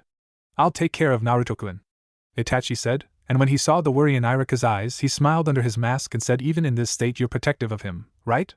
Don't worry, I will not hurt him. I will just try to suppress the demon's chakra. Little did he know what was happening in Naruto's mindscape. It looked like some kind of sewer or underground bunker with various tunnels and pipes along the wall and ceiling. There was also water which could reach a human's ankle. In front were large cage-like doors with a simple paper, with the word seal in kanji instead of a keyhole. Behind the cage sat the nine-tailed fox, who was grinning like mad, enjoying the feeling of killing. It *3 couldn't see, smell, or feel anything outside of the cage because of the seal, but its chakra cloak on Naruto was allowing him to feel the outside world, even if it was for a little while. So Kyuubi was laying there, enjoying the sensations, when suddenly blue and silver energy erupted at the end of the tunnel and rapidly went for a cage. Kyuubi saw that and started to feel a bit worried. The silver chakra felt familiar though, but it couldn't remember why. What the hell is happening? What is this chakra? He thought angrily. While the blue and silver chakra was heading towards the cage, both energies started to merge together. After a second, the two chakras became one. It became silver with a blue tint to it. When the chakra reached the cage, it suddenly stopped and started to form a figure. After some seconds, a tall, human figure stood in front of the cage. It looked like he was made of silver and blue flames. And it seemed like the figure was looking directly at the Kyuubi. Before Kyuubi could say anything, the chakra figure opened its eyes. Well, to be more precise, those eyes just appeared on the figure. But what shocked Kyuubi the most was what those eyes looked like. A ripple-like pattern around the pupil, with a light purple iris and sclera. Something felt very familiar about it. What the fuck? Who the hell are you and what are you doing here? Kyuubi roared, demanding answers. You will get your answers. But it is time to cure your unstable mind and bring you back. Also, it's time for him to awaken. The figure answered with a powerful yet calm voice. With that, he exploded and once again turned into a sea of silver chakra and tried to enclose Kyuubi. Kyuubi fought back by producing as much chakra as possible, but because of the seal, it was limited in how much chakra it could create. Within a minute of chakra fighting, the silver one won and enclosed the Kyuubi. Kyuubi was completely inside a large, filled-in, silver chakra dome. After a minute, the silver chakra started to sink into the Kyuubi. Kyuubi let out a sharp roar of pain and tried to push back the silver chakra as much as possible, but to no avail. For a quick second, its eyes turned completely purple and then changed back. Now Kyuubi was radiating a orangish chakra. As quickly as everything started, it ended. Kyuubi panted heavily, exhausted. I now remember everything. Oh Kami, what have I done? I need to speak to the kid as soon as possible. Thank Kami I was sealed inside him, or I would have never returned. So he is the one? So you were right after all, Dad? Kyuubi thought while smiling. It wasn't one of those maniac grins, it was a sincere, warm smile. Something one would never expect from the king of demons. I still have some chakra left, so use it well and kill that bastard who dared to take away your precious people. Kit. As the battle in the mindscape finished up, Naruto's chakra cloak became bright orange. Instead of crimson red, it also looked much calmer. Naruto didn't feel any negative emotions anymore. Instead, he felt peaceful, like he finally found something he had been searching for. For ages he felt like he was in a sanctuary now. Also, he was radiating the same calm aura, chakra, sensation, call it whatever you like, all across the clearing. This chakra was also affecting everyone unconscious. Slowly, very slowly, the genjutsu, which was cast on the kids, began dispelling. Then he opened his eyes. He was surprised. He could see so much further now and so much clearer. He could see various chakra signatures which nearby people radiated. He didn't know it, but his eyes had changed. His bright blue eyes had been replaced by a ripple-like pattern around the blue pupil, with a yellow iris and purple sclera. Around his pupils were two thin slits, like the Sharingan Tomo, *4*. He looked around and saw Shigeru running away. Unconsciously, he focused on the retreating figure and channeled chakra to his right eye. Unknown to him, the two slits in his right eye started to spin. After a second, he saw a kanji 4 mark appear on man's back. The kanji glowed a bit. Now, somehow, Naruto knew just how far Shigeru was. Naruto then ran towards Shigeru at incredible speeds, reaching him in 5 seconds. Before Shigeru could react, he was impaled through his chest from behind. The last thing he saw was a bloody hand sticking out from his chest, blood dripping on ground. He then fell to the ground, lifeless. After that was done, Naruto returned to Irika. He stiffened when he saw a man near him, but relaxed when he realized it was Konoha Anbu. Irika-sensei, are you alright? Naruto asked. Both Itachi and Irika stared at Naruto in awe and shock. Because of his chakra cloak which radiated calmness, instead of malicious bloodlust, and was bright orange instead of crimson red. Shock because of his eyes. Our Rinnegan. Itachi stuttered in his mind. Impossible. He has the legendary dojutsu? But it doesn't look like legends described. It should have been with a light purple iris and sclera and black pupil. Maybe it's evolved? Maybe that's what Hokage-sama meant, he thought with awe. Irika had the same thoughts, but then he remembered his student asked him a question. Why yeah, Naruto. I'm fine, thanks. You saved me here. Irika-sensei, do you hate me? I mean because of Kyuubi? Naruto asked with worry. No. Of course I don't hate you. You're like a little brother to me. And I can tell the difference between a beast and a human. You're completely human, Naruto, and I never hated you. Irika said with a warm smile, forgetting about the changes in Naruto's eyes. Thank you, Irika-sensei. Thank you very much, answered Naruto with a bright smile, and a single tear falling from his eyes. His eyes then turned back to his normal ocean blue and his orange chakra cloak disappeared. He then fell unconscious to the ground as the kids finally woke up. When the kids woke up, the first thing they felt was calmness in the air and saw Naruto standing in an orange chakra cloak with fox-like ears and tail sticking out from it. Then they saw Naruto fall unconscious. Naruto! Sasuke, Shikamaru and Choji shouted, worried for their friend. Little did they know said friend saved all of them from Kami knows what. -2 minutes before battle in Mindscape, somewhere in Amigakure, Shinra Tensei shouted Nagato, throwing Hanzo back with an invisible force. Hanzo stopped when he hit the wall of a nearby building. This fight was lasting for too long. Hanzo was already exhausted, and can barely stand. Who the hell is this guy? And what's with those eyes? Any jutsu I throw at him, he just absorbs or repels. He thought with a scowl on his face. How can I win? No, the right question is, can I win? He couldn't waste any more time thinking because he had to dodge paper shuriken. He then heard Nagato speaking. Your time has come to an end, you're already exhausted and I can still fight. Be honored, for you will be the first step towards a greater good. Your pain will be the first of many. Nagato calmly said, his voice void of emotion. Before Hanzo could answer Nagato, he raised up his hand and said Bansho Tenin, and the next thing Hanzo knew, he is pulled towards Nagato with an unknown force. So this is it. When Hanzo finally reached Nagato, he was impaled by a black, long and sharp rod, piercing his heart and immediately killing him. Just as Nagato did it, he quickly turned around and stared into the distance. Unknown to him, he was staring directly at Naruto as he awakened his Rinnegan. A woman with blue hair and a paper flower in it approached Nagato and asked, is something wrong? Nagato didn't answer for a minute, still staring. He then turned his eyes to Konan and said, nothing. I just felt something familiar. Let's go. We have to deal with those who were loyal to Hanzo. When that is done, I shall become a god and you will be my angel. Yes, Nagato, from this moment onward my name is Pain. With that, both figures walked deeper in the town, killing everyone in their path who were still loyal to Hanzo. Soon, I shall bring peace to this tainted world, because I was chosen to do so. Drip, drip, drip, was the only thing Naruto heard when he woke up. He looked around and tried to figure out where he was. It looked like some kind of sewer or underground bunker with pipes running along the walls and ceiling. The place looked creepy. Where the hell am I? Naruto asked himself. He tried to remember what happened and how he ended up here. Slowly, his memories came back to him. Oh, that's right. Mizuki and those two attacked us, then someone spoke to me, then I felt some kind of power, and then Naruto gasped, oh no, I killed them. All of them. What have I done? Am I really a demon like everyone talks about? Tears started to form in his eyes. I need to find somebody. I need to find the exit. He took a step and noticed there was water that reached his ankles. But it didn't make Naruto's feet wet. Creepy. He was walking through various tunnels, trying to find an exit until he heard something. It sounded like breathing and snorting. Being a curious kid, Naruto walked towards the noise's direction. Plus, he hoped it would be someone who could help him. After about 5 minutes he reached a dead end. Or so he thought. He was standing in front of huge cage-like doors which were held closed with a paper with kanji 4 seal on it. In Naruto's opinion, it didn't look reliable enough to keep the door shut. And he couldn't see what was inside the cage, because it was pitch black in there. But the breathing was louder than 5 minutes ago. Then, before Naruto could go into the cage, 2 large, red eyes with black slits snapped open. As the eyes opened, a bit of light came into the cage, revealing a huge fox laying inside. But what caught Naruto's attention were the 9 tails which was calmly swinging behind the fox. Naruto let out a scream, and backed away from the cage. He had read about Kyuubi, who attacked Konoha 8 years ago, and he knew what it looked like. But to be so close to it was a new experience for him. He was so frightened, he almost pissed his pants, and he was gaping like a fish, afraid to say something or call for help. The fox observed him with curious eyes until it became boring. Don't worry, kid, I won't hurt or eat you, Kyuubi said with a surprisingly calm voice for a demon. How I can be sure? You're a demon after all. Why are you here? Why you should be dead.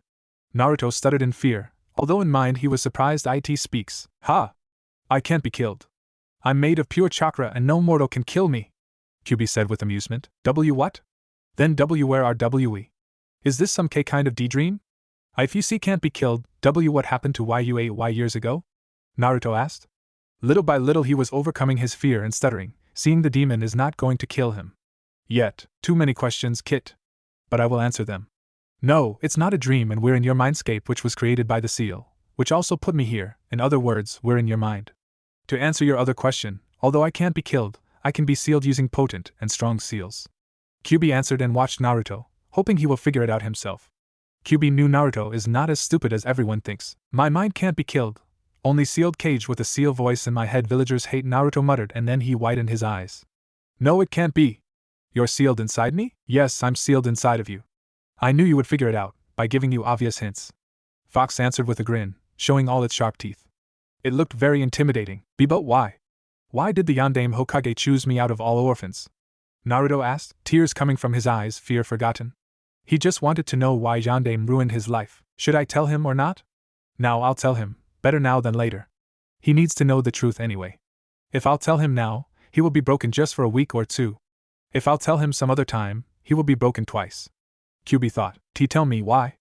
Why me? He just couldn't ask another parent to sacrifice their child, and he just chose a random orphan without parents? Naruto yelled angrily, his voice full of fury and his eyes red from tears. Yes and no. Yes, he chose you. No, he didn't choose, as you say, a random child. You're his son, Kit. He chose his own son. What? What are you talking about, Fox? Naruto asked. His anger and fury settled, and now confusion was in his voice. I can't be Yondaime's son, it just sounds too good. I can't be the son of such an important person. It doesn't make any sense. Yes, you are. Think about it. First, he chose his own newborn son, whose chakra coils didn't develop yet, and so he, son, would be loyal to village after sealing. Secondly, before he died, he asked the village to see you as a hero, who keeps me in prison. Of course he was an idiot, believing they will honor this kind of wish. Thirdly, he knew something dark was coming and this world needed a hero. Who else would be better for this role than a kid with the strongest of bijou sealed inside him and enormous chakra reserves? Kyuubi answered with foxish smirk. Lastly, you look just like him. Exact copy. Blue eyes, blonde hair, the same face, only yours is a bit rounder than his. After thinking for a while, he admitted that it made sense. He remembered all the pictures of the Yondaime, and he admitted that the Yondaime looked just like him. He still needed to confirm it with Ojaizen, but now he couldn't hate the man. He sacrificed his life for the village. It was something that a true leader would do. And he asked the village to see Naruto as a hero. Something Naruto had always wanted. I see. It makes sense now. But I will confirm it with Ojaizen. I have to know if it's really true. Naruto said. Kyuubi just nodded and waited for some more questions. It was shocking to find out the Lord of Demons, Kyuubi no Yoko, was sealed inside him. It was more shocking to find out the man he admired the most, was his idol, was also his father, who sealed the said bijou inside him. But he will think about it later. I'll think about everything later, when I will wake up. Can I ask some Q questions? Naruto asked. Every time he looked at Demon's eyes he stuttered. Kyuubi smiled or grinned. Depends from which point of view one saw. Of course, Kit.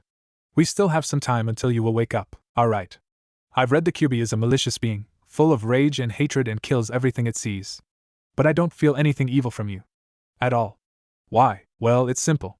Your books lie. Huh, Kyuubi sighed. When I was created, along with 8 other bijou, I was an intelligent creature.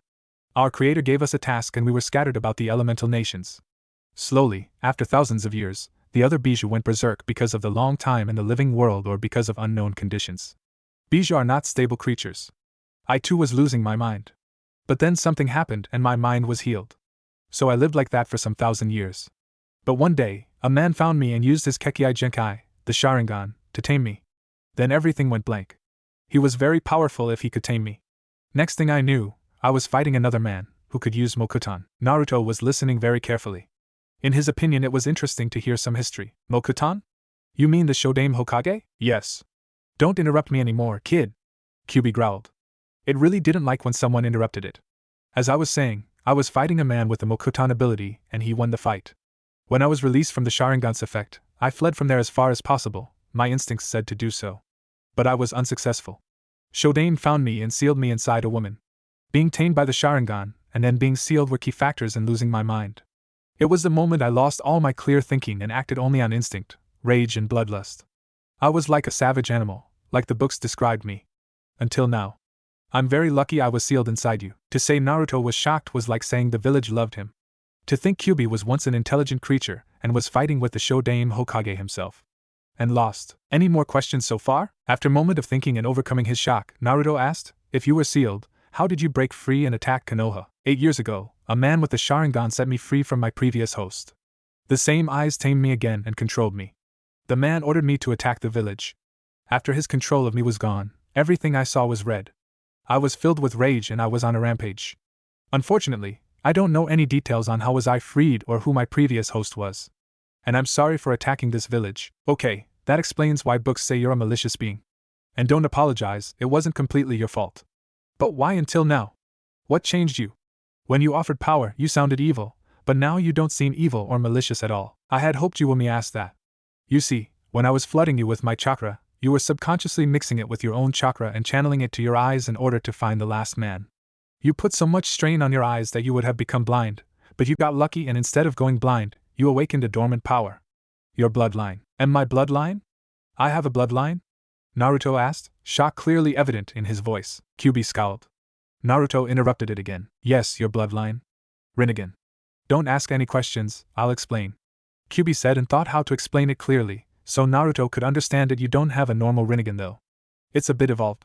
Also, you were gifted with special chakra, though I don't know why or how. Remember when you suddenly felt pain in your eyes and your whole body? After getting a nod from Naruto, Kyuubi continued, you were in pain because in here, your mindscape, your own chakra was mixing with a new chakra. When they finished mixing, this new chakra was fighting with me, trying to overcome me, while in real world 3 chakras were mixing together, which was successful. After your new chakra engulfed me, it started to heal my mind and placed various blocks so I wouldn't go berserk again. As long as I'm sealed inside you, I will not become a savage animal again. Plus, even if I get free of you, I will start losing my intelligence only after some thousands of years. Kyuubi finished explaining. Naruto widened his eyes. He was shocked and awed at the same time. Rinnegan? But I thought it was just a legend.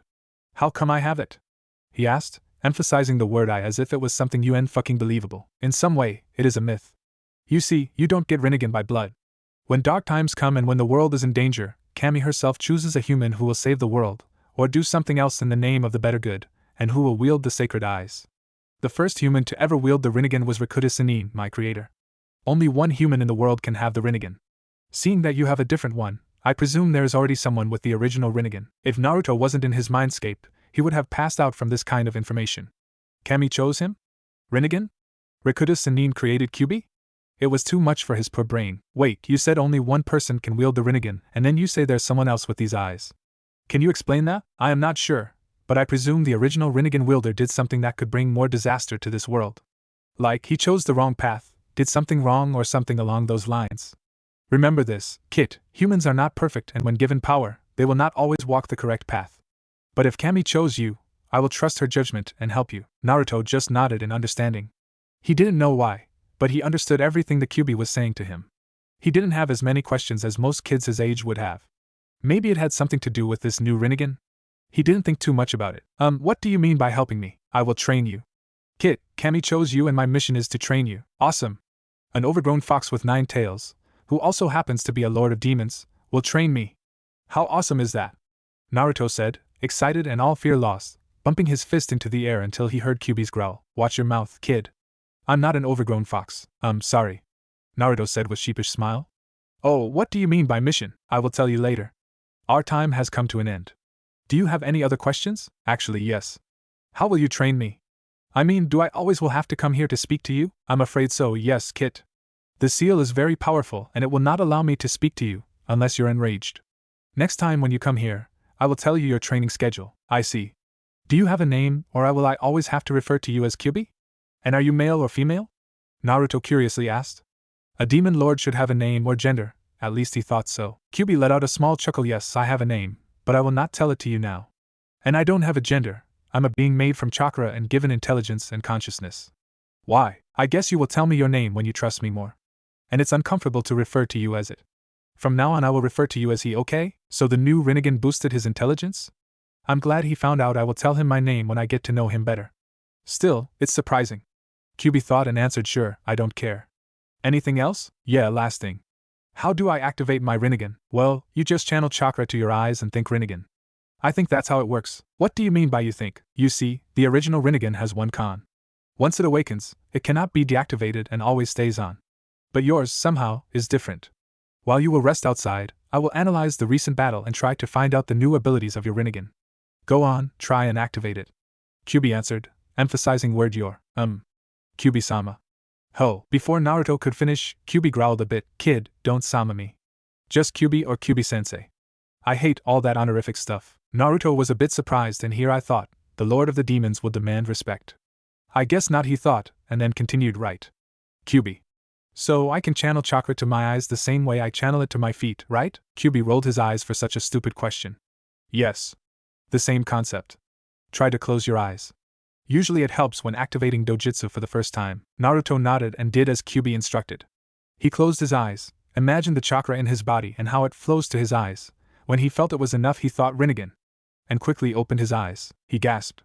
It became much lighter now, as if they were outside, in a field on a sunny day. Then, with his Rinnegan, he looked at Kyuubi. Directly at his eyes. Kyuubi's eyes widened when he saw the slits in both of Naruto's eyes begin to spin rapidly, and he knew something was going to happen. And it happened. He felt how a portion of his demonic chakra was being drawn out. It lasted for just 2 or 3 seconds. After that, he saw a ball of dark orange chakra floating in front of him. Then, the orange chakra quickly moved through the sealed gates and engulfed Naruto, who was sitting there as if nothing happened, his slits still spinning, and then was absorbed by him. His Rinnegan stopped spinning, deactivated itself, and Naruto snapped back to reality. What just happened? When I looked in your eyes, I passed out for some seconds. Kyuubi, panting slightly, said, I don't know, kid, it looks you awakened a new ability. You just took a portion of my chakra and absorbed it. It wasn't much though, less than half of the one-tailed chakra amount, but I didn't do anything. Will my Rinnegan always do stuff by itself? Naruto asked. He just hoped he didn't make Kyuubi mad. He sighed in relief, when he didn't sense any anger from the demon. No. I guess it will only happen when you awaken new abilities. Okay, our time has come to an end. We will meet again in the near future. Take care, Kit. Kyuubi said and closed his eyes to go back to sleep, in order to regain all the strength he lost after the battle in the mindscape. And now, before Naruto could respond, bright light entered his mindscape and blinded him. He blinked a few times, and after the 4th blink he opened his eyes. Where am I now? Naruto asked himself as he stared at the white ceiling. You're in the hospital, Naruto. Someone said. How do you feel? Naruto turned his head and saw someone who he thinks of as grandfather, Ojaizen. Naruto almost shouted in excitement. I'm okay, I guess. What happened and how long have I been here? Well, to answer your second question, you've been out for 2 days. The old Hokage answered. What? 2 days? Naruto shouted. What the hell? Why so long? For some reason you had slight chakra exhaustion, as well as blindness. Even so, for you it is a long time. And to answer your first question, that's what I would want to know. Can you tell me what happened? He asked. Blindness? Was it because of my? Naruto muttered. Hokage couldn't hear the last word though. Yeah, I can tell you what happened from what I remember. Hokage nodded, telling him to continue. We arrived at this awesome field in the forest. It was really beautiful. Then, we set up our tents, we made campfire, and then we had some free time before Irika-sensei would start his lecture.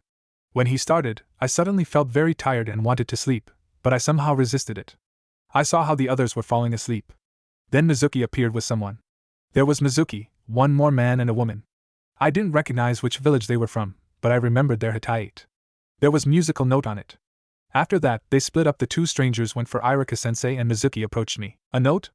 I don't remember such a village, maybe a new one? Hiruzen thought. I see. What happened next? Naruto thought a bit, whether tell him or not. He decided to tell him. He trusted the old Hokage after all, and he didn't want to lie to him. Ojaizen, promise you won't tell anyone what I'm about to tell you. Promise, or I will leave this village. Naruto said with serious expression. Hiruzen was a bit shocked at such a statement. I promise. But would you really leave?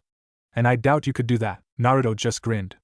Well, if I can escape ANBU after my pranks, escaping the village wouldn't be that hard, would it? The old Hokage looked at Naruto with amusement. But it was true, if Naruto could escape ANBU, then leaving village wouldn't be that hard either. You're right, it wouldn't be that hard. But would you do it? Of course not. I just said that so you would promise and realize how serious what I'm about to say is. Even after everything this village did to me, this is still my home and I love it. Naruto said with a bright smile. ANBU, which were hiding nearby and guarding the Hokage, sweat dropped. This kid, you're very sneaky, you know that? Hiruzen said with a sigh. Yeah. I know. Oh, and place a privacy seal around the room and tell your ANBU to leave. Now both ANBU in the area and the Hokage were surprised. They were surprised because some first-year academy brat could sense them, although they had suppressed and masked their chakra. Overcoming his shock, the Hokage asked, I don't even know how you sense the ANBU, but I believe it's something to do with what you're gonna tell me, right? After receiving a nod, he continued, is it so important? Naruto's face was very serious, and he had that face only when something really serious happened. Yes, it is. Besides, I completely trust you, but not ANBU. I don't want any rumors to spread. After thinking a bit, Hiruzen nodded and signaled the ANBU to leave. After a second, the tension in the air was lighter. Ojaizen, there, in the corner, he pointed at the far right corner of the room, is one more ANBU. I told you, I can sense their chakra. Once again, the Hokage was surprised, but he just lifted his hand, signaling the last ANBU to leave. Then he made some hand seals and room walls flashed blue, before returning to normal, indicating that the privacy seal was now set. Now tell me, what was so important that happened? Hokage asked gently. Right. When Mizuki approached me, he started to talk some nonsense. Then I saw how Irika-sensei was being beaten and how everyone was laying there, helpless. It appeared Mizuki was after me and Hinata for some reason.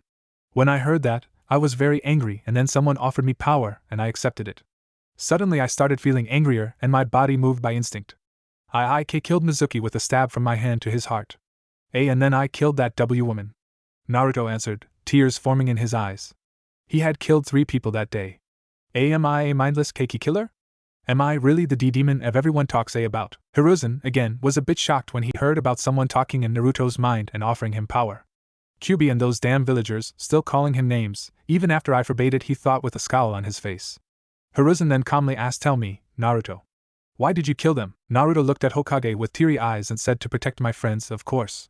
When I saw my classmates laying there, and Irika being beaten, I remembered how Irika-sensei once said to me, you can become even more powerful if you have precious people to protect. That's why I accepted that power in the first place. I see. Now tell me, did you enjoy killing? Hiruzen asked. I don't know. I mean, I felt nothing when I killed them, but after my small frenzy disappeared I realized what I did. It was horrible. I killed someone.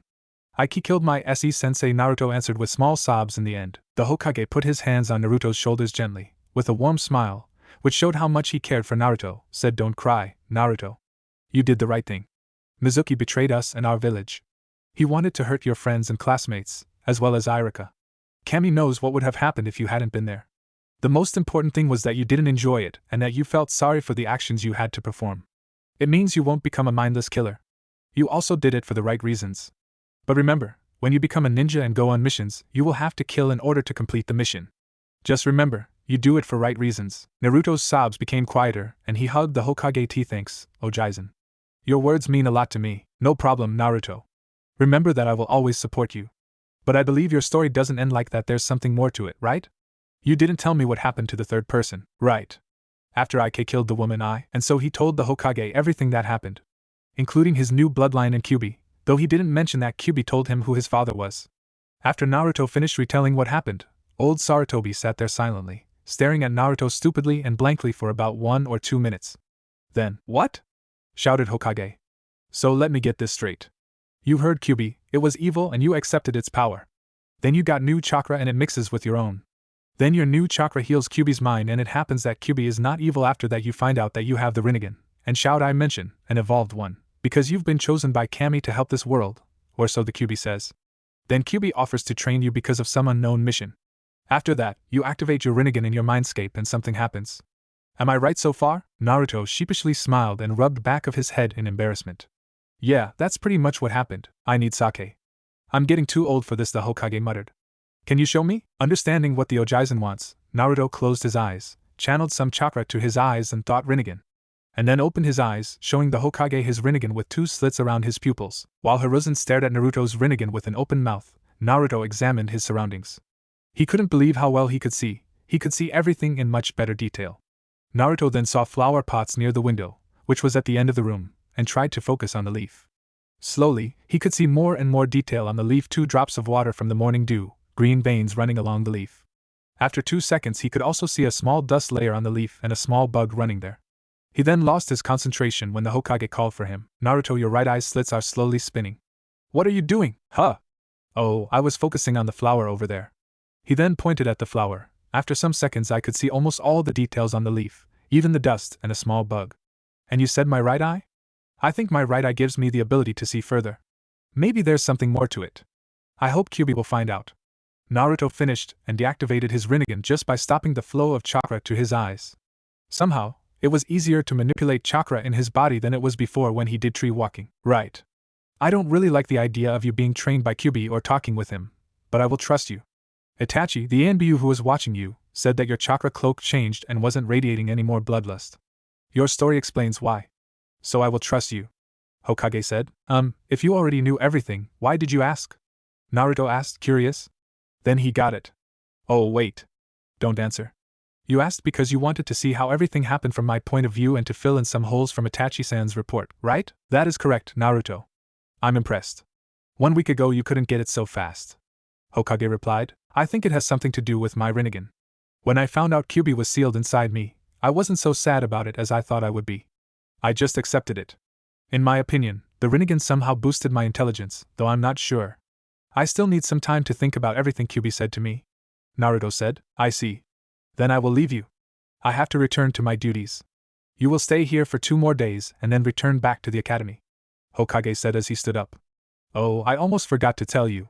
I approve of this training, but when you become a genin, you will show me your skill and what you've learned. Understood? Yes, Ojaizen. See you later. Naruto said as he laid back in bed and went to sleep. The Hokage just smiled and left the hospital, returning to the tower to resume his duties. To be more precise, to be tortured by damn paperwork.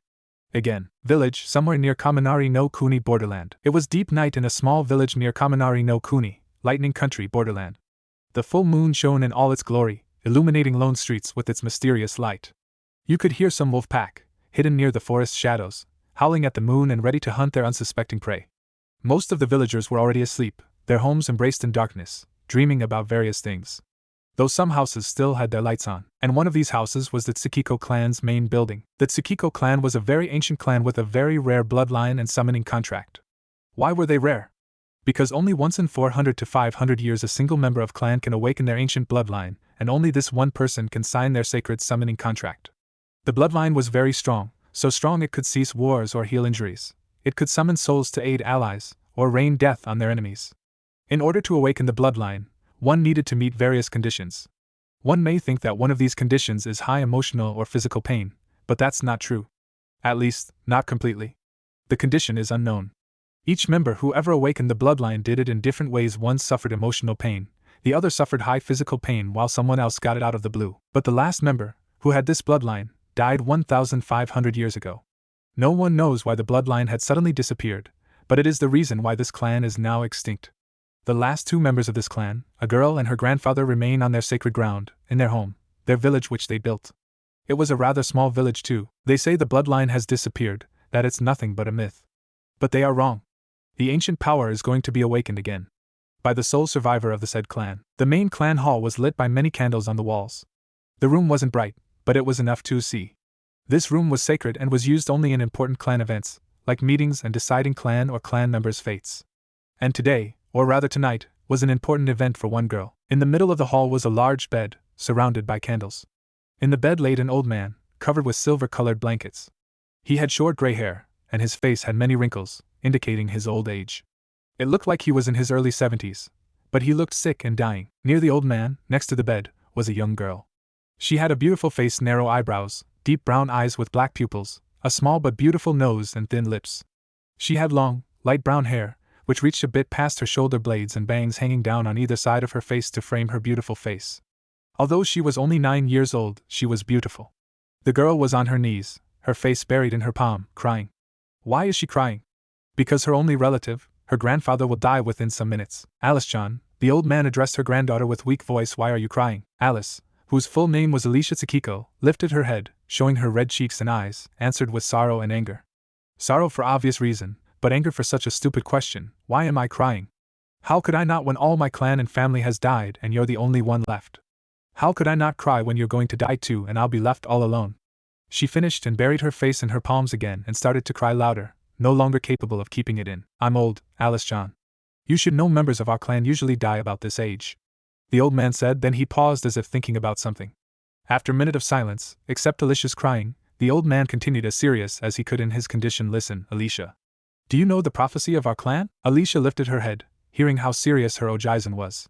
She just nodded. She knew about the prophecy from the age of 6.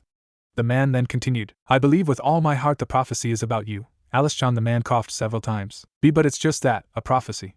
It is as good as a myth. She countered. Alicia, the old man sternly said. Listen carefully. I believe in you. You heard me?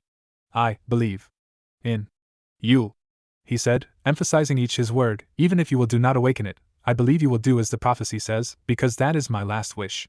Seeing his granddaughter's widened eyes, he reached into his pocket in his pants and took out a key. It looked really old, and it had some kind of wing-like pattern on its bow. Here, take this key. Just in case you're the one. You know where the sacred chamber is, he said as he gave Alicia the key, which she accepted with trembling hands. He continued, from now on, you're heir and sole survivor to our clan. Good luck, Alicia. I love you. More tears started to form in girl's eyes.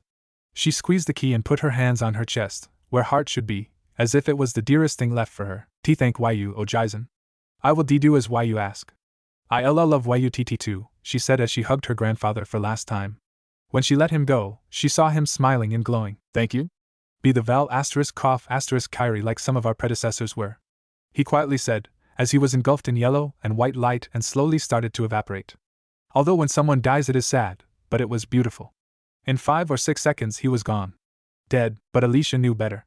Her clan didn't just die, and the way they died is not normal on its own. When the person in their clan dies, they connect with nature around, as if they were creations of nature themselves. When the last particle of her deceased grandfather disappeared, she was broken, but at the same time you could see the strong determination in her eyes. I won't let you down, O Jason, she said quietly. Light started to form around her, but she didn't notice it. I will fulfill your wish and heal this world, she said louder, her voice full of determination, still oblivious to the sudden light around her, which was getting bigger and brighter. Suddenly she stood up and, as if trying to convince someone, shouted, for I am Alicia Tsukiko, heir to the Tsukiko clan and IT's last member. After those words were spoken, she noticed the light around herself. She gasped, but it was too late. The light flared, illuminating all the village through compound's windows, making the night as light as the day. It kept for some seconds, then the light died down. After the light was gone, Alicia stood there for some seconds, her eyes wide in shock, after which she fell unconscious. But something had changed, though her hair changed from light brown to light blonde and was now reaching down to her lower back. Some of the villagers who were still awake saw the flare, and thought with awe, the Valkyrie is born, Alicia's dream. She was flying or floating above the village. The village was huge and almost all the population looked happy. Why almost? Because there was one place which was filled with some kind of gray aura. The aura itself radiated hate. When she looked closely at that part of the village, she saw a 6-year-old blonde boy walking on the street. What caught her attention was his shadow. It had 9 tendrils, which looked like tails. The boy himself radiated a calm and bright aura, while the civilians around him radiated hate and the gray aura towards him. One of the civilians even took a tomato and wanted to throw it at the boy, but was stopped by another civilian who whispered something to the first one. Although it was just a whisper, and Alicia was very far from there, she could hear what he said. Don't anger the demon. Then she saw how everything started losing color wherever the blonde kid went, various insults thrown his way. Demon, scum, QB brat, get away from here. Why can't you just die? These were the most often used ones. But despite everything, the kid was smiling and radiating that small aura. And so she watched how the day went for the boy. When the day was finished, and the boy went to sleep, Alicia was amazed how he kept going after everything the village did to him. She also pitied him. Poor kid. He is no older than 6 or 7, and he has to endure so much. How can he keep going on after everything? He doesn't even have friends. How can he smile? Could I do the same? She thought, awed at the boy. Then, the scene changed. She was floating, once again, above a large crater. There were many holes around, some large water puddles. She also saw mountains and forests in the background, but what terrified her the most was a huge monster standing there. By huge, she meant huge like a mountain. She couldn't see any details of the monster, only its red eyes, which seemed familiar. She then looked below the monster and gasped. There, not very far away from the monster, stood the same boy from before, but this time he had 9 red tails with orange tips swinging behind him. The boy turned and lifted his head and looked directly into Alicia's eyes. She gasped. His eyes were like she had never seen before, ripple-like pattern around the blue slitted pupil with a red iris and purple sclera. It also had 3 white tomo around the pupil. Then she noticed the boy had some kind of crimson-red pigment round his eyes. The monster let out a demonic and monstrous roar. Alicia screamed for him to run, but to no avail. Her warnings and screaming were silent. She then saw how the boy closed his eyes and how a single tear fell down. The monster then shot a large stream of black and purple flame at the boy, engulfing him. When the fire died down, she saw no one there. Only a burning crater. Alicia started to cry for boy's fate. It was so cruel. Alicia woke up in a cold sweat, panting, as if she had seen her worst nightmare. Well, she kind of did see a nightmare. Who was that boy? She thought. It looked and felt so real. Then, the pain returned to her body and once again, she was unconscious. Naruto's dream. At the same time, Naruto was dreaming a very familiar dream. It was a usual day when he was 6 years old, but this time he felt something unnatural. As if someone was watching him. But he paid no attention, thinking it was the villagers. After he went to sleep, the scene changed. Now he was standing in a large crater-like clearing, alone facing a huge monster. He couldn't see any details of it, only its eyes. They were red with some kind of lines in them. It looked dead familiar. He then felt, again, someone watching him, from above.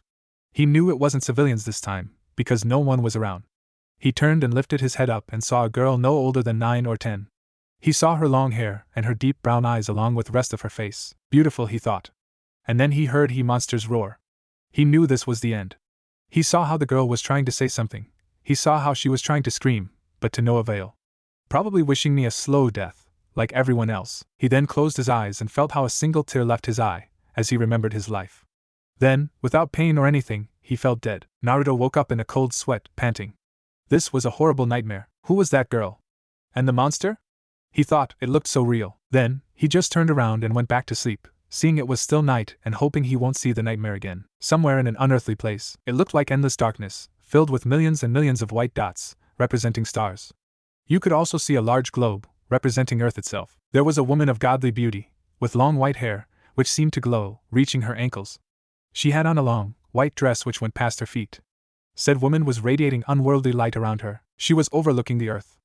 A smile appeared on her face, as she said, her voice sounding like double echo, "This is the last time I intervene, Naruto, Alicia.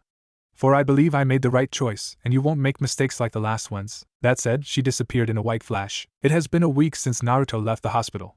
He now continues to go to the academy. On the first day of school after his discharge from the hospital, it was like hell to him.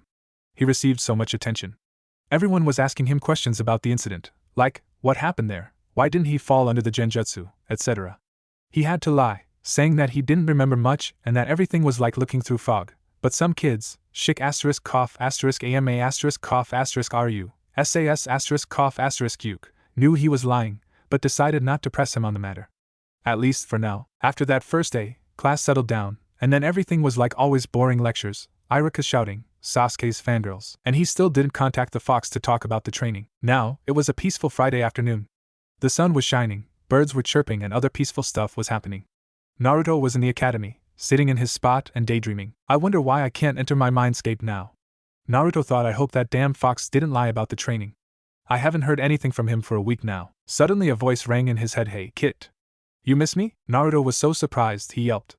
His classmates gave him a funny look, and Irika asked him, "Naruto, are you alright?" Quickly regaining his composure, he sheepishly answered, "Hi, Irika-sensei. I was daydreaming and had a bad dream." "Okay, don't sleep in class, Naruto," Irika admonished, and returned to his lecture. After that, Naruto pretended to listen to the lecture, but in reality, he was having a chat with his inner fox. "How can you talk with me? You said it's impossible to communicate outside the mindscape," Naruto mentally said. "Long story short, when you activated your Rinnegan in the mindscape and absorbed part of my chakra, several things happened to you.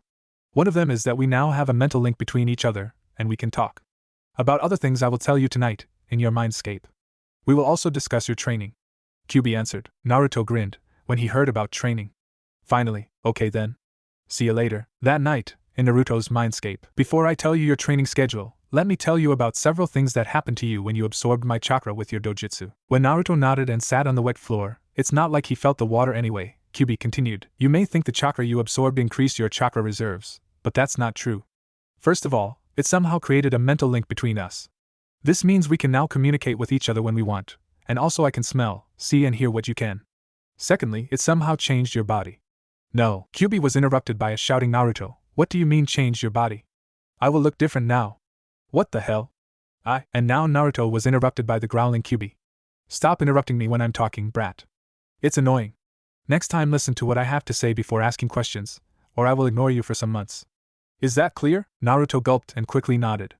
"Sorry, Kyuubi-sensei." Kyuubi merely nodded and continued, "As I was saying, nothing major. I looked into your body and saw some slight changes. According to what I've seen, your hair will now grow faster, you will receive back all the nutrition you've lost, meaning you will grow how you should have. By that I mean, you're a midget now because you eat only ramen. Your body doesn't get any required minerals for growth, that's why you're smaller than others. But it shouldn't be a problem now, just don't forget to eat healthy food. Also, your eyesight will be a bit better now to adjust to your dojutsu. That's everything I could find out. Any questions so far?" When Naruto received permission to ask questions, he asked, "Does that mean I will grow faster than others and won't be that small anymore?" Kyuubi rolled his eyes. "Wasn't that what he said just now?"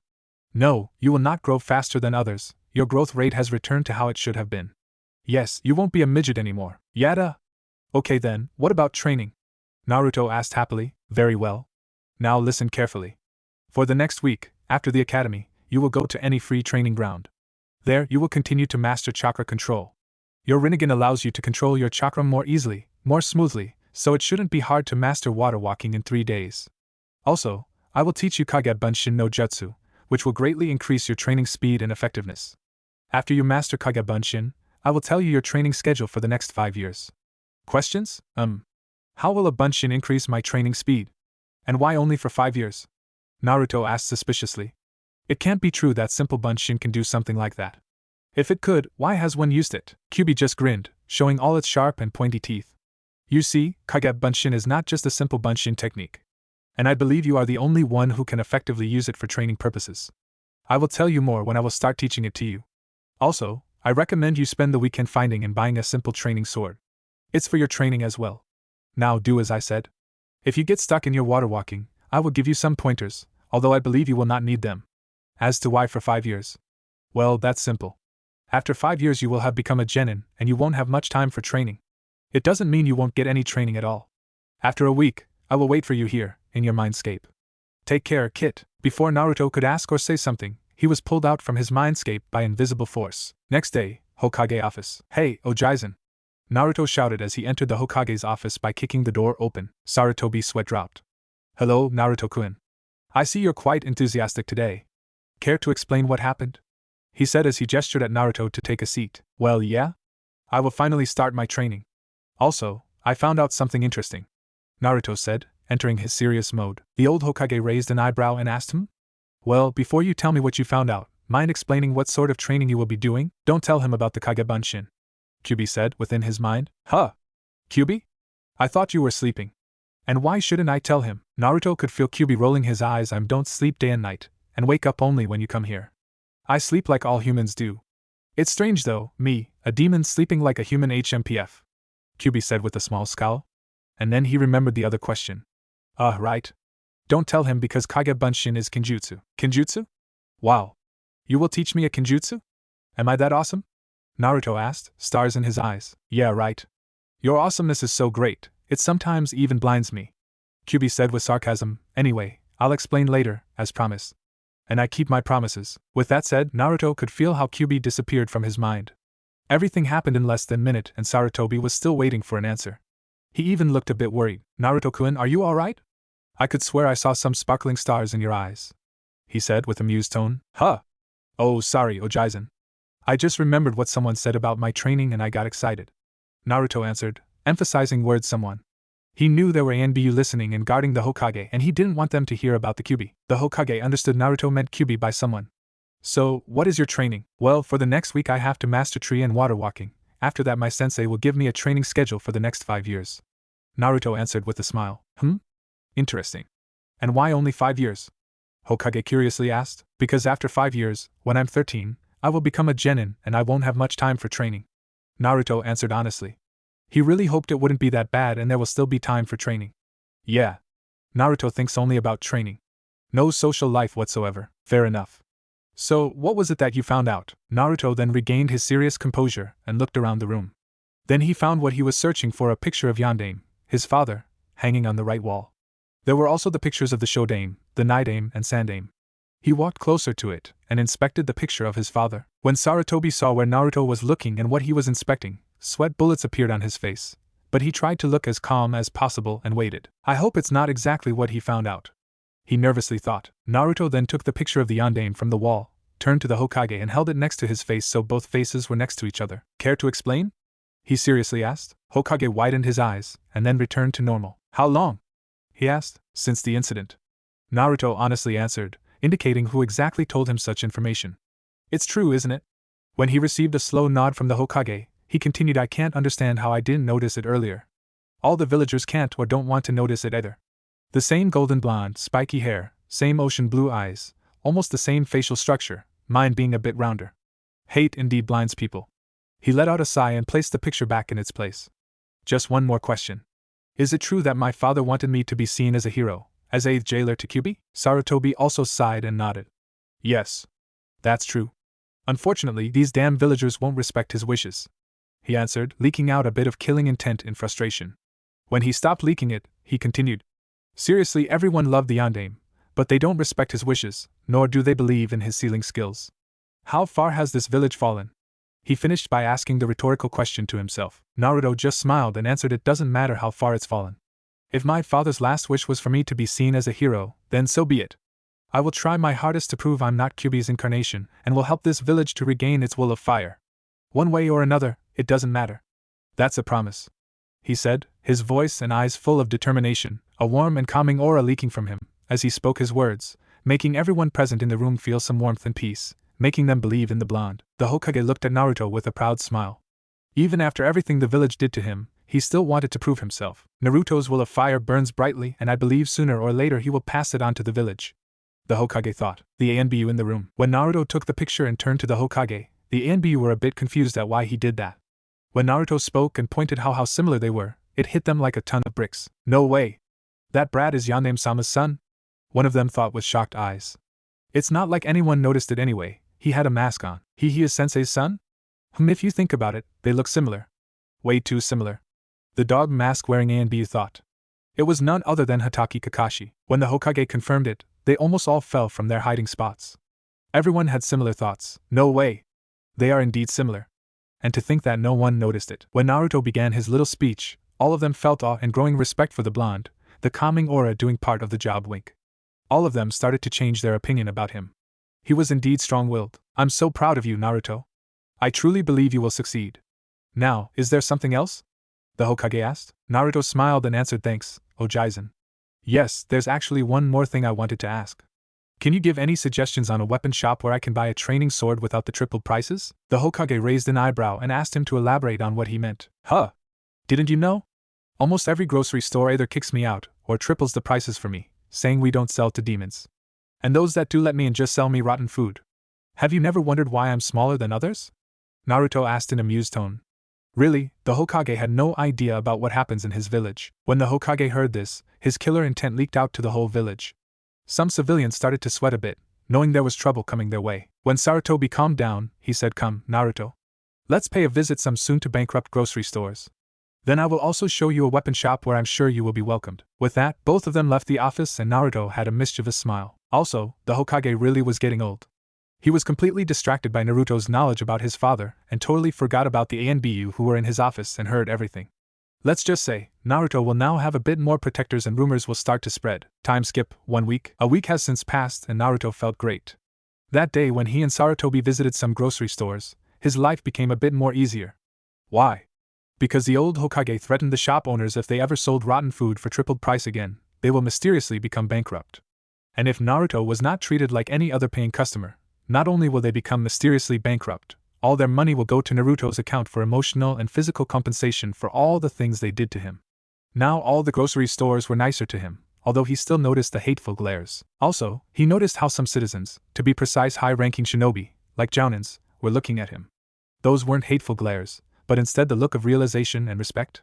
Those were very, very few and Naruto couldn't figure out the reason for those looks. Within a week Naruto had mastered both tree and water walking. Actually, he mastered both of them in 2 days. He was surprised how easily he did that. Kyuubi told him that Naruto was talented at chakra control, despite its difficult and his new dojutsu just increased that control. The rest of the 5 days he spent increasing his chakra control, thereby increasing his chakra amount as well, also doing more physical workouts. His hair did grow a bit, but was still spiky. Now he was standing in front of the cage, containing the fox, in his mindscape, awaiting further instructions on his training. "I see you finished your training, Kit. Good job. Though I will admit, I was surprised when you mastered both tree and water walking in 2 days. You are talented if only the teachers at the academy would see that. Now, about your training. In the next 2 days I want you to learn Kage Bunshin. Before I will explain how it works, do you have any questions?" Kyuubi asked. Naruto now knew that interrupting the fox was a bad thing to do, because it pissed Kyuubi off. He now only asked questions and spoke when spoken to. The Lord of the Demons acted like a king after all. "Yeah. I remember you said it will help my training." "How?" Naruto asked. Well, the beauty of this technique is that you get all the memories of the clones when they dispel." Meaning Kyuubi said, allowing Naruto to finish the sentence. When Naruto saw the Kyuubi's look, he understood what he wanted. You will get the memory of all the training. So if I create 2 clones, they will cut my training time twice, meaning I can learn jutsu faster. Awesome! But why has no one used this kind of training if it's so effective? Naruto asked, excited fire burning in his eyes. That's right, Kit. Kage Bunshin is not kenjutsu for nothing. It requires a lot of chakra to create at least 1 clone. Only Kage level shinobi can create some shadow clones and remain in good fighting condition. Also, I believe no one else can use this kind of training because of the mental feedback and exhaustion they will get. But you, Kit, can create hundreds of them because of your large chakra capacity, and the mental exhaustion will not affect you that much thanks to your natural healing abilities, which is also enhanced by my chakra. It means you're one of only a very few people who are capable of this kind of training. QB answered. He could swear he saw some sparkling stars in the blonde's eyes. QB found that amusing. QB then continued to explain how Kage Bunshin worked and all its possibilities. After that, QB showed him required the hand seals. Naruto found it very funny and strange on how QB performed the hand seals. Foxes shouldn't be able to do them, right? Also, QB explained that the more Naruto poured chakra into the jutsu, the more clones he will produce. In addition, QB explained that Naruto will have truly mastered the technique when he could summon clones without the hand seals. Naruto already knew this was definitely going to be his favorite technique. After the lecture was finished, Naruto bid his teacher farewell and went back to his training. Time skipped 2 days. Naruto stood in the middle of training field 43. It was next to training field 44, also known as the Forest of Death. From time to time you could hear some roaring and hissing from the forest, which was why almost no one used this training field, saying it unnerved them. Naruto crossed his fingers, performing the necessary seals for Kage Bunshin no Jutsu. He then collected as much chakra as he could, channeled it through the seal and shouted Taju Kage Bunshin no Jutsu. There was a large puff of smoke. When the smoke died down, you could see an entire army of Narutos. The original Naruto looked around in awe. He had created approximately 300 clones and felt a bit winded. He used a minute to catch his breath and then ordered all of his clones to do chakra control exercises. When he received "Hi boss" from all of them, he decided to relax. Also, he just wanted to check if what QB had said was indeed true. At the end of the day, he dispelled all of his clones at once. He shouldn't have done that though, because once they poofed out of existence, Naruto fell to ground and held his head, moaning. It was painful when he received all the memories and feedback from the clones at once. Next time I'll order them to dispel in groups of 10 or 20 in 2-minute intervals. He murmured under his breath. Later that night, in his mindscape. So, I've learned the simple Kage Bunshin and Taju Kage Bunshin. What now? Naruto asked, excited about his training. Take it easy, Kit. And good job learning those jutsus. What's the maximum number of clones you can create? QB asked. Well, today I could make about 300 clones before I felt a bit exhausted. After about 1 minute of catching my breath, I felt a lot better. Naruto answered. QB widened his eyes, apparently shocked. 300 clones? It's impossible for an 8-year-old to make that amount, even with his chakra reserves. I guess his new silver chakra is more potent, thus making the jutsu stronger, and his Rinnegan gives him the passive ability to channel his chakra more easily and smoothly, allowing him to make powerful jutsus while conserving chakra. He can get strong in no time. Thought QB as he grinned, excited. Hey QB-sensei, you alright? You seemed like you spaced out for a minute. Naruto asked. Oh, sorry. I just didn't expect you to make so many clones at such a young age. Now let me think about your training schedule. QB answered. And that's how the next few minutes passed. Naruto sitting in the water, waiting for QB's answer, and QB thinking about the schedule. Okay, now listen carefully. QB finally said. For week 1, every day you will create 200 clones. You will divide them in 5 groups. Group 1 will learn my special Kitsune Claw Taijutsu. Group 2 will learn my special Kitsune Blade Kenjutsu. Group 3 will learn and practice Futon, Suiton and Raiton Ninjutsu, as well as your Dojutsu. Group 4 will continue on your chakra control, increasing your overall control and amount of chakra you will have. Also, Group 4 will do an elemental chakra training. Group 5 will study. And by study I mean go to library and read books on history, tactics, etc. And finally the real you will do physical training. Any questions so far? Naruto was a bit awed by all the things he is going to do, and he couldn't wait for when his training will start. Yes, actually. Why do you have special taijutsu and kenjutsu styles? You're a huge fox. One swing of your tail can cause tornadoes. He asked. QB shrugged his shoulders. Well, as much as the fox could. Remember when we first met, and I told you how something happened and my mind was healed?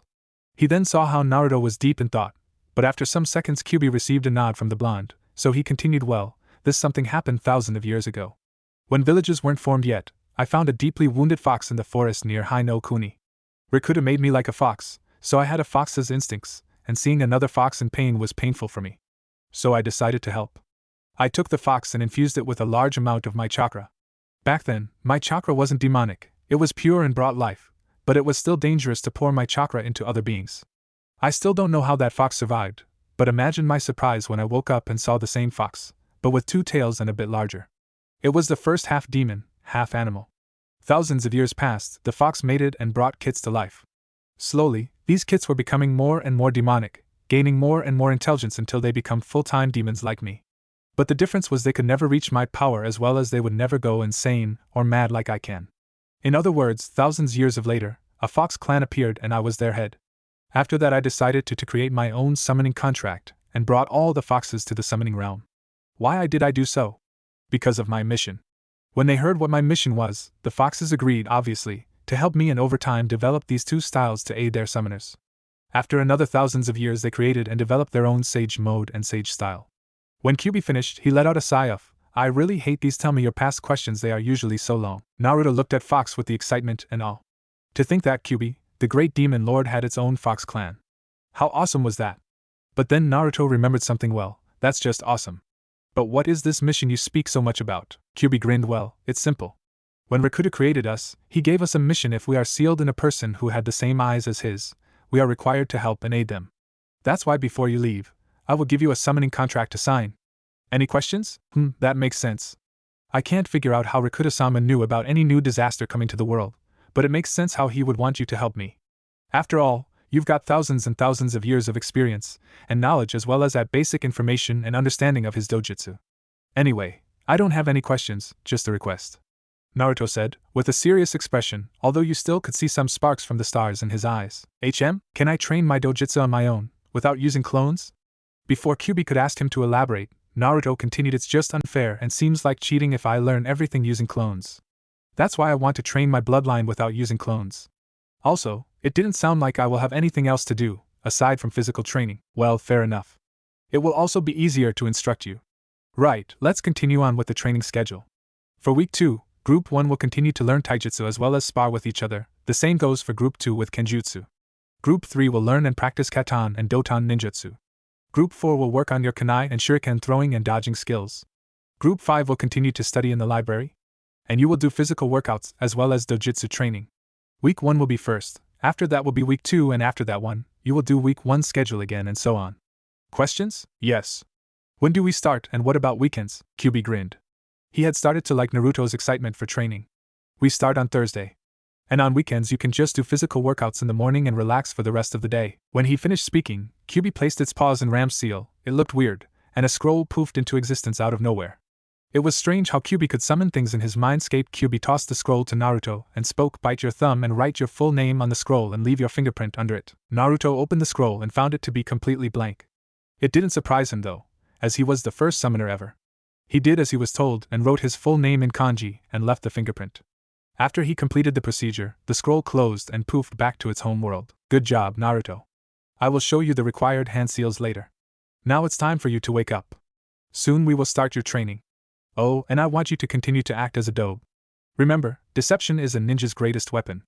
If people underestimate you, it means easier victory," QB said as he grinned. Naruto didn't want to show off anyway, and acting as a dobe was fun too. And he just knew this training would cause him a lot of pain. With Alicia, a week earlier, after the night she got her bloodline, it was late afternoon now, the sun was high in the sky, shining brightly, and its rays were warming up the small village. Alicia woke up and moaned, her entire back was hurting. She shuffled slowly to her bathroom, did all her ablutions, and then took a shower. She wasn't even surprised at her new hair, because she knew that something's changed in the body when the bloodline is awakened. After that, she went back to the main hall and remembered everything that happened, how her grandfather died, and how she awakened her Valkyrie bloodline. She then remembered the key and secret chamber. She went to the far right corner of the room, bit her thumb and smeared some of the blood on the wall. It looked completely random, but Alicia knew better. After that, a red and white seal array appeared on the wall, indicating she was allowed to enter. Then, the seal disappeared and the wall lifted up, revealing a hidden passage going downstairs. When Alicia got to the basement, the corridor there was very narrow with various line patterns in different thickness and color running along the wall until they reached a door at the end of the corridor.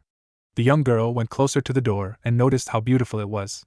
It was a silver door with a beautiful woman drawn on it.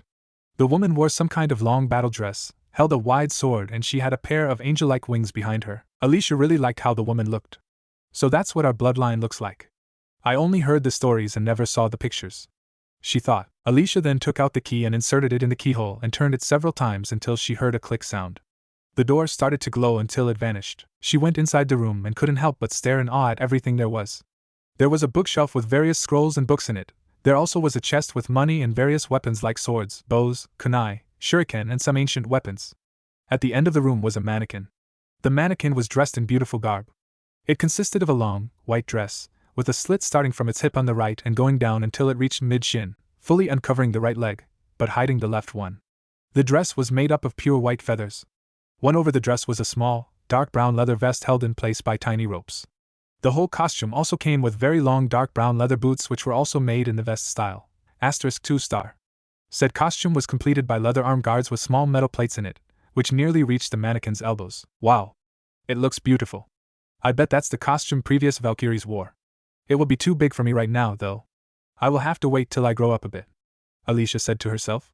Little did she know that there were seals placed on the costume that allows it to shrink in size in order for it to fit the wearer, as well as a seal which always keeps it clean. Behind the mannequin was a large metal plate with engraved text. It will be harsh in the world. Whoredom runs rife and axe age. A sword age shields are riven before the world goes headlong. And oh man will have mercy on another. And then, the last Valkyrie will be born. Her pure soul will help the man with sacred power and eyes to heal the land. The prophecy now I just need to find this man, she murmured as she read the prophecy. She then carefully took the clothes off the mannequin and sealed it in a scroll. It's a good thing that she learned from her Ojaizen how to use sealing scrolls. She continued to pick various jutsu scrolls that will help her in her training as well as some money. When she had finished taking everything she needed, she left the room. The door reappeared with a transparent white flash, and you could hear a click sound, indicating the door was closed. Alicia left her clan house and walked towards the village's market in order to buy some supplies for her journey. As she walked on the street, she noticed how everyone was giving her looks of awe and respect. Everyone already knew she was the last Valkyrie. After an hour, she was standing near the village gates. She turned around and saw that almost all the villagers had come to bid their farewell and wish her good luck on her journey. Good luck on your journey, Valkyrie-sama, some random woman said. Don't forget about us. Another one said, we will always remember and cheer for you. A young man said, thanks, guys, Alicia said, tears forming in her eyes. She was leaving her home village after all, but she didn't want to look weak in front of so many people, so she just wiped her tears and with a bright smile said, I won't let you down. Your support means a lot to me. As the people in village cheered her on, she slowly began to walk away from her village. Her first destination was some village near Kumo. She tried to avoid large shinobi villages, fearing someone will find out about her bloodline and force her to become their ninja. She couldn't stay in her home as well, because she had a mission to train, gain knowledge of the world and to find that one man she needed to help. With determination in her eyes and a clear target in mind, she set out on her journey. Time skip, 1 year. It was a Sunday evening and Naruto, now 9 years old, was walking in the silent Konoha streets, relaxing and enjoying the fresh evening air, as well as thinking about the past year. A lot had changed. First, his appearance. Nothing major there, but still something noticeable. He grew a little, as Kyubi had said, and his hair grew longer. His hair now almost reached his shoulders, but was still spiky. Secondly, Naruto got to know Kyubi better. The fox seemed to be friendly as long as you didn't interrupt him while he was speaking. For some reason, it really annoyed him. Also, they could consider each other acquaintances at best. They didn't talk much outside of the training, but they gained mutual respect for each other. They would sometimes crack some jokes, but those moments were very rare. Also, Kyubi was a ruthless sensei. When Naruto got too tired to do something, or failed at something, Kyubi would always somehow taunt him, scold and trick him into continuing. As for his training, he could now compare himself with the levels of a high Genin low Chunin level shinobi. His chakra control was amazing for a ninja with very large chakra reserves. His ninjutsu training was great as well. Kyubi guessed Naruto had a natural talent for ninjutsu and chakra control, like it was in his blood. Also, he was smarter. Spending days in the library did its job. His taijutsu was okay. He loved the style, but it was hard to master without an opponent, and although Kage Bunshin had limitless potential, had its limits. If that makes sense, the Kitsun Claw style relied on fast movements and quick counterattacks. Also, this style didn't use fists, instead it used fingers for quick and painful stabs. A person sends chakra to all his fingers and reinforces them, making them harder and stronger. Kyubi said that with excellent chakra control and good training, Naruto would be able to extend his chakra from his fingers and make chakra claws, or when using his chakra cloak, his nails would be longer and sharper on their own, which is also part of this style. But they still couldn't figure out how to bring out Kyubi's chakra to make chakra cloak. Something was preventing it. His kenjutsu was okay as well. Just like Kitsun Claw, Kitsun Blade relied mostly on parrying, counterattacking and quick stabs. Both of these styles relied on speed, and that's why Naruto now had an addition to his dream. He wanted to be as fast or even faster than his dad. No, he wanted to be just like his father, if not better acknowledged, loved and strong. He wanted to be a hero just like the Yondaime was. His dojutsu training was going well too, but much slower than everything else, because Naruto didn't use clones to train. He and Kyubi discovered a very interesting ability of the right eye. They called it marking. Now Naruto was working on his gravity manipulation and increasing the number of points Naruto can mark. Furthermore, He had a good relationship with foxes. Some weeks after signing the contract, he tried to summon a fox. After some tries, he managed to summon two simple, one-tailed foxes. One was yellow with white tip at the end of its tail, and the other was black with blue tip. After they were summoned, both of them wanted to attack Naruto, but when they saw the whisker marks and felt the presence of Kyuubi, they put two and two together and changed their minds. Surprisingly, they could talk. Flashback. We're sorry, host of the Kyuubi. This is the first time we've been summoned. Imagine our surprise to appear here while in the middle of our dinner. The yellow fox said. Wow. They talk. Naruto shouted, clearly surprised. Idiot. I think I told you all the foxes are intelligent and can speak. Kyuubi said within Naruto's mind. You told me they are intelligent, but you never mentioned they could talk. The blonde answered. Oh right, whatever. The fox replied and cut the link. Sometimes, the fox could really be annoying. Right, sorry about that. So, what are your names and why are you both here? Aren't summons supposed to appear alone? Naruto asked. My name is Yara and her name is Yoru, answered the yellow fox. The speaking actually sounded like the fox was yipping out the words. It was really strange, but for some reason Naruto could clearly understand them. To answer your second question, you're right, usually summons appears alone. But we're not your usual type of summons. You see, we have different classes and ranks in our world. They are determined by the number of our tails. Usually 1 tails and 2 tails are scouts and medics. Me and Yara are scouts, and scouts always appear in pairs in order to boost our effectiveness of information gathering. Yora answered. Her voice sounded more feminine than Yara's. Naruto was listening very carefully, trying not to miss any details. Oh, I see. That's an interesting system there. Can you tell me more? He asked. Not today. As it is our first time in this world, we would like to explore. By the way, what's your name? Yara said. Great 2 scout foxes searching for adventure in a foreign world, he thought. The name's Uzumaki Namikaze Naruto. But you can just call me Naruto. Naruto said as he gave a good guy pose and thumbs up. Okay then, Naruto-sama. While we're in this world, do you have any requests? I mean, we're scouts after all. Yoru said with small foxish smile. Please forget about honorifics, I hate them. Naruto said as he put his hand on his chin. He looked to be deep in thought, before his eyes gleamed with bright light. Yes. I actually have a request for you too. As I will become a genin in the near future, I want you to gather all the information you can on possible jounin senseis. In case we're fighting, wherever, training or a test, I would really like an edge in battle. In the shinobi world, information is very important. Naruto said before muttering, well, that's what I read anyway, right? Do you know of our ninja system? Of course, Naruto-sama. We're being educated on the human world and we know how to tell the difference between the ranks. Is that all, Naruto-sama? Yoru said, emphasizing the sama. Why? Just to annoy Naruto. Naruto's eyebrow twitched. You're doing that on purpose, right? He didn't receive an answer. His eyebrow twitched even more. Whatever, that's all. And with that, the foxes were gone. Flashback end. Naruto sighed. Although foxes were friendly, they were tricksters. They somehow managed to annoy him, and that was frustrating. His social life was getting better too. He still didn't have many friends, but he sometimes went out with Shikamaru and Shuji. It was nice company, where Shikamaru sometimes would challenge him to a shogi game, and Shuji would challenge him to an eating contest.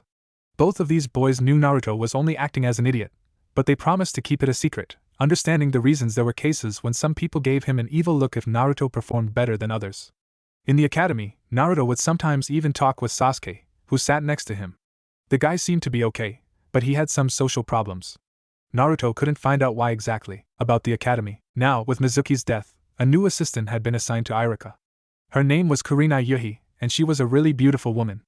Kurenai had long, black, shoulder-length hair, and very unique eyes that are red in color. She wore makeup consisting of red lipstick and purple eyeshadow. Her regular outfit consisted of a red mesh armor blouse with only the right sleeve visible. Over the blouse is a very broad material which resembled bandages with a pattern on it similar to those of rose thorns. Her hands and upper thighs are also wrapped in bandages, and she wore the Konoha Hitite and regular shinobi sandals. Kurenai will assist Irika for a year before she will go and try for the jounin exams. As she said, she needed some experience with kids if she wanted to take a genin team.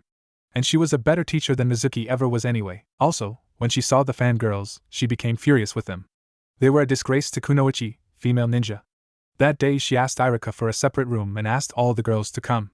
There she told them about real Kunoichi life, about how men looked down upon them, about the possibilities of rape and death. She told them that without any skills, they will die on their first real mission and that they will be the cause of their teammates' deaths because of their weakness. She also told them that going on diets and running around worshipping Sasuke will not make them better or stronger. One girl tried to protest, saying how great her Sasuke-kun was and will always protect her. Kurenai became so angry, she cast the weakest genjutsu, where Sasuke was being beaten up, on the girl and threw her out of the academy, of course, with Irika's approval. She said to girls, "You better quit the academy now, rather than continue this fangirlism, because if you die and take your teammates with you, no one will be sorry for you. Instead, everyone will think how weak and pathetic you were to drag your teammates down with you. If I will ever see any fangirlism again, I will make sure you're kicked out of here." With that, everything changed. The boys could see that most of the girls started to become serious about being ninja. Sakura and Ino were examples of this. Their grades became better, and they sometimes put more effort into their physical training. Both of them still loved Sasuke, but now they didn't show it so much, which Sasuke was grateful for. Some of the girls weren't impressed with Kurenai's speech and continued to fawn over their Sasuke-kun, but after some days, they never came back to school. And lastly, the villagers. Naruto didn't know why, but it was a bit more pleasant to walk on the streets. There were still many who gave him a dark glare of hate, but there also appeared some people who gave him a look of disbelief, sympathy, recognition, and respect. Those were mostly of ninja families. Naruto never approached them to ask about their looks, and the people never approached him, either. Naruto still couldn't understand the reason for these looks. Naruto let out a sigh and went to his apartment. It was already late and tomorrow's a new week, meaning another boring lecture. Geez, he already knew everything the academy was teaching. Hell no, he knew more than a fresh genin would know. Time skip, 1 week. In the Hokage's office, Hamura and Koharu, 2 Konoha Council elders and the Hokage's advisors, along with Hiruzen, were listening to Itachi's report. Itachi was a double agent. He was spying for the Uchiha clan by gathering various information from the council and shinobi activities towards their clan, as well as being a spy for the Hokage within the Uchiha clan. Itachi was a very loyal shinobi and loved Konoha more than his clan, and that was the reason why Itachi said everything he knew. These are really troubling reports, Itachi. Are you sure they are correct? Asked the old Hokage as Itachi finished his report. Yes, Hokage-sama. The Uchiha are planning a coup d'etat. They say the village doesn't respect them the way they should and that they don't receive the power they deserve. Itachi let out a sigh before continuing. Their attitude sometimes sickens me. Their arrogance has gone beyond normal. What will you do about it, Hiruzen? Hamura asked. Call the Uchiha clan head here. I will speak with Fugaku and try to resolve it peacefully, the Hokage answered. He really didn't like this situation, and he didn't believe peace talks will do any good any longer. You can't really believe that will work, can you? Koharu asked skeptically. What else do you suggest? Slaughter an entire clan? Questions may arise, and if the truth leaks out to the public, a civil war may start, and that's exactly what I don't want to happen. More lives to be lost, the Hokage tried to reason. True, but what if one ninja could kill an entire clan and then is marked as a missing nin? I think that's a good idea, don't you think so, Hamura? Koharu asked, ignoring the look of disbelief on Itachi's face. That is an option, but who will be foolish enough to sacrifice everything they achieved just for the sake of the village? Hamura replied. Besides, who is powerful and skillful enough to slaughter an entire Uchiha clan? There was a moment of silence. In this moment Itachi thought about his life in the village, his clan, brother, and many other things. Gathering his resolve and courage, he volunteered. I will do it. I will become a missing nin in order to protect this village. The Uchiha have been causing too much trouble, and a coup d'etat is the last straw, trying my patience. The Uchiha should have been honorable and be a prime example of what ninja should be like. But instead they've sank in their own arrogance. The quality of Uchiha ninja has fallen, because they rely only on the Sharingan. It's a shame to be in their clan, Itachi said with strong resolve. Basically, the Hokage and the 2 elders were shocked at Itachi's volunteering and his reasons. Itachi was their strongest shinobi, and it seemed he was also the most loyal. It was also surprising to see such emotions in him. But you're our best shinobi. We can't lose you, Hamura tried to reason. It doesn't matter. There's no one else who could efficiently kill an entire clan and come out alive. Furthermore, when I become a missing nin, I can protect the village from the outside. I will always be a loyal nin of the village, and I will protect it when the need will arise. All 3 elders smiled sadly. Itachi was such a good ninja at such a young age. But they really didn't have any choice. It seems we don't have a choice, Koharu said as she let out a sigh. We won't have any Sharingan users left in the village. It will cripple our military force. Letting them stay alive will cripple our force even more if the Uchiha will create a civil war to overthrow Hokage-sama. But I have a solution. I will keep my brother Sasuke alive. Itachi answered. Are you sure it's a good idea? After seeing what happened to his clan, he will seek revenge. He would leave the village at any chance to get more power and would live in hatred. This situation is too familiar to me, just like the case with Orochimaru, the old Hokage sadly said. At the mention of the snake Sannin, everyone winced, except for Itachi, who kept an indifferent face. I will make sure he stays in the village for the right reasons and would not betray it. But there's a favor I will have to ask of you, Itachi said. Seeing the interested faces of the elders, he continued. Do not spoil him. He will be the last Uchiha and people would offer him any help, free jutsu scrolls, free food, anything. If that happens, he would get arrogant just like the rest of the clan. Now he is pure, and I've made sure he stayed like that so far. Thank Kami father couldn't influence him. As you wish, Itachi, I'll make sure Sasuke-kun won't be spoiled. When you will execute the plan? Hokage asked. Tonight. The sooner, the better. Good luck, Itachi. And thank you for your sacrifice. Of course, Hokage-sama. That night, it was a deep night in Konoha, the full moon illuminating the streets, giving some light to those who stayed late outside. It was also one of those rare full moons which gave creepiness to the air. Uchiha Sasuke was one of the few who weren't asleep now. He was returning home from the nearby woods where he spent his day training, but he lost track of time and stayed there until now. As he got closer to Uchiha District, something felt off to him. He couldn't tell what exactly, but something definitely was wrong. He ran. Soon, he reached the gates. Usually there would be 2 gate guards, but today there were none. Also, Sasuke felt a strange scent in the air. He didn't know it, but it was scent of the blood. He entered the streets of the district and froze. There were countless bodies laying in puddles of blood, and sometimes you could even see some insides and gore on the streets. All of them were dead. All of them. Sasuke noticed they were from Uchiha. "Oh Kami, what the hell happened here?" he muttered. Then he realized something too, Nisan. He feared they died as well, so Sasuke hurried back home, ignoring all the bodies. Tears started to form in his eyes as he ran. Nisan, please don't die. Don't leave me alone. He entered his house and noticed the lights were off and it was too quiet. Maybe they're just sleeping, he hoped. What an innocent wish. He ran towards father's room to check on him. As he entered, he saw something what he will always remember. There was Itachi standing, his tanto stuck in Fugaku's chest and his bloody clothes had some scratches. When Itachi pulled his tanto out, Fugaku's body fell to ground limp and lifeless. Itachi heard someone enter the room and he was ready to strike again, until he saw it was his younger brother. He sheathed his tanto and walked towards Sasuke with a small smile, which was very rare for Itachi. Itachi started, but was interrupted. "Why, Nisan? Why did you kill everyone?" Sasuke asked, as he backed away from Itachi until finally reaching a wall. He looked into Itachi's eyes and gasped. They looked like never before. His eyes looked like Sharingan, but it was a bit different. Red eyes with some kind of pinwheel or shuriken in it. And what's with why your eyes? Itachi stopped and looked into Sasuke's eyes. "I'm sorry, Ototo, but it had to be done.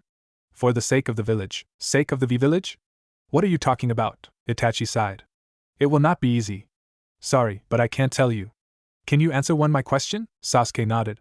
But he nodded because he was afraid, not because he wanted to answer his question. "Do not fear me, Sasuke. I would never harm you, you're too precious to me, just like this village.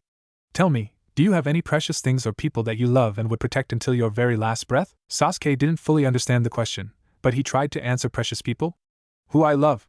Well, it would be you, Itachi, and I would like to protect you, but you're strong enough so you don't need my protection." Itachi smiled. It was one of those rare, true smiles. "Thanks, Ototo. But what about the village? Do you love the village and would you like to protect it as well?" "Well, I guess so. I'm born here and I live here after all." "I see. Remember this, Sasuke. Do not hate me nor the village. Find friends here, create bonds. Friendship and a wish to protect those precious to you will make you truly strong. I have given you freedom from your father, so you don't have to be afraid to make friends.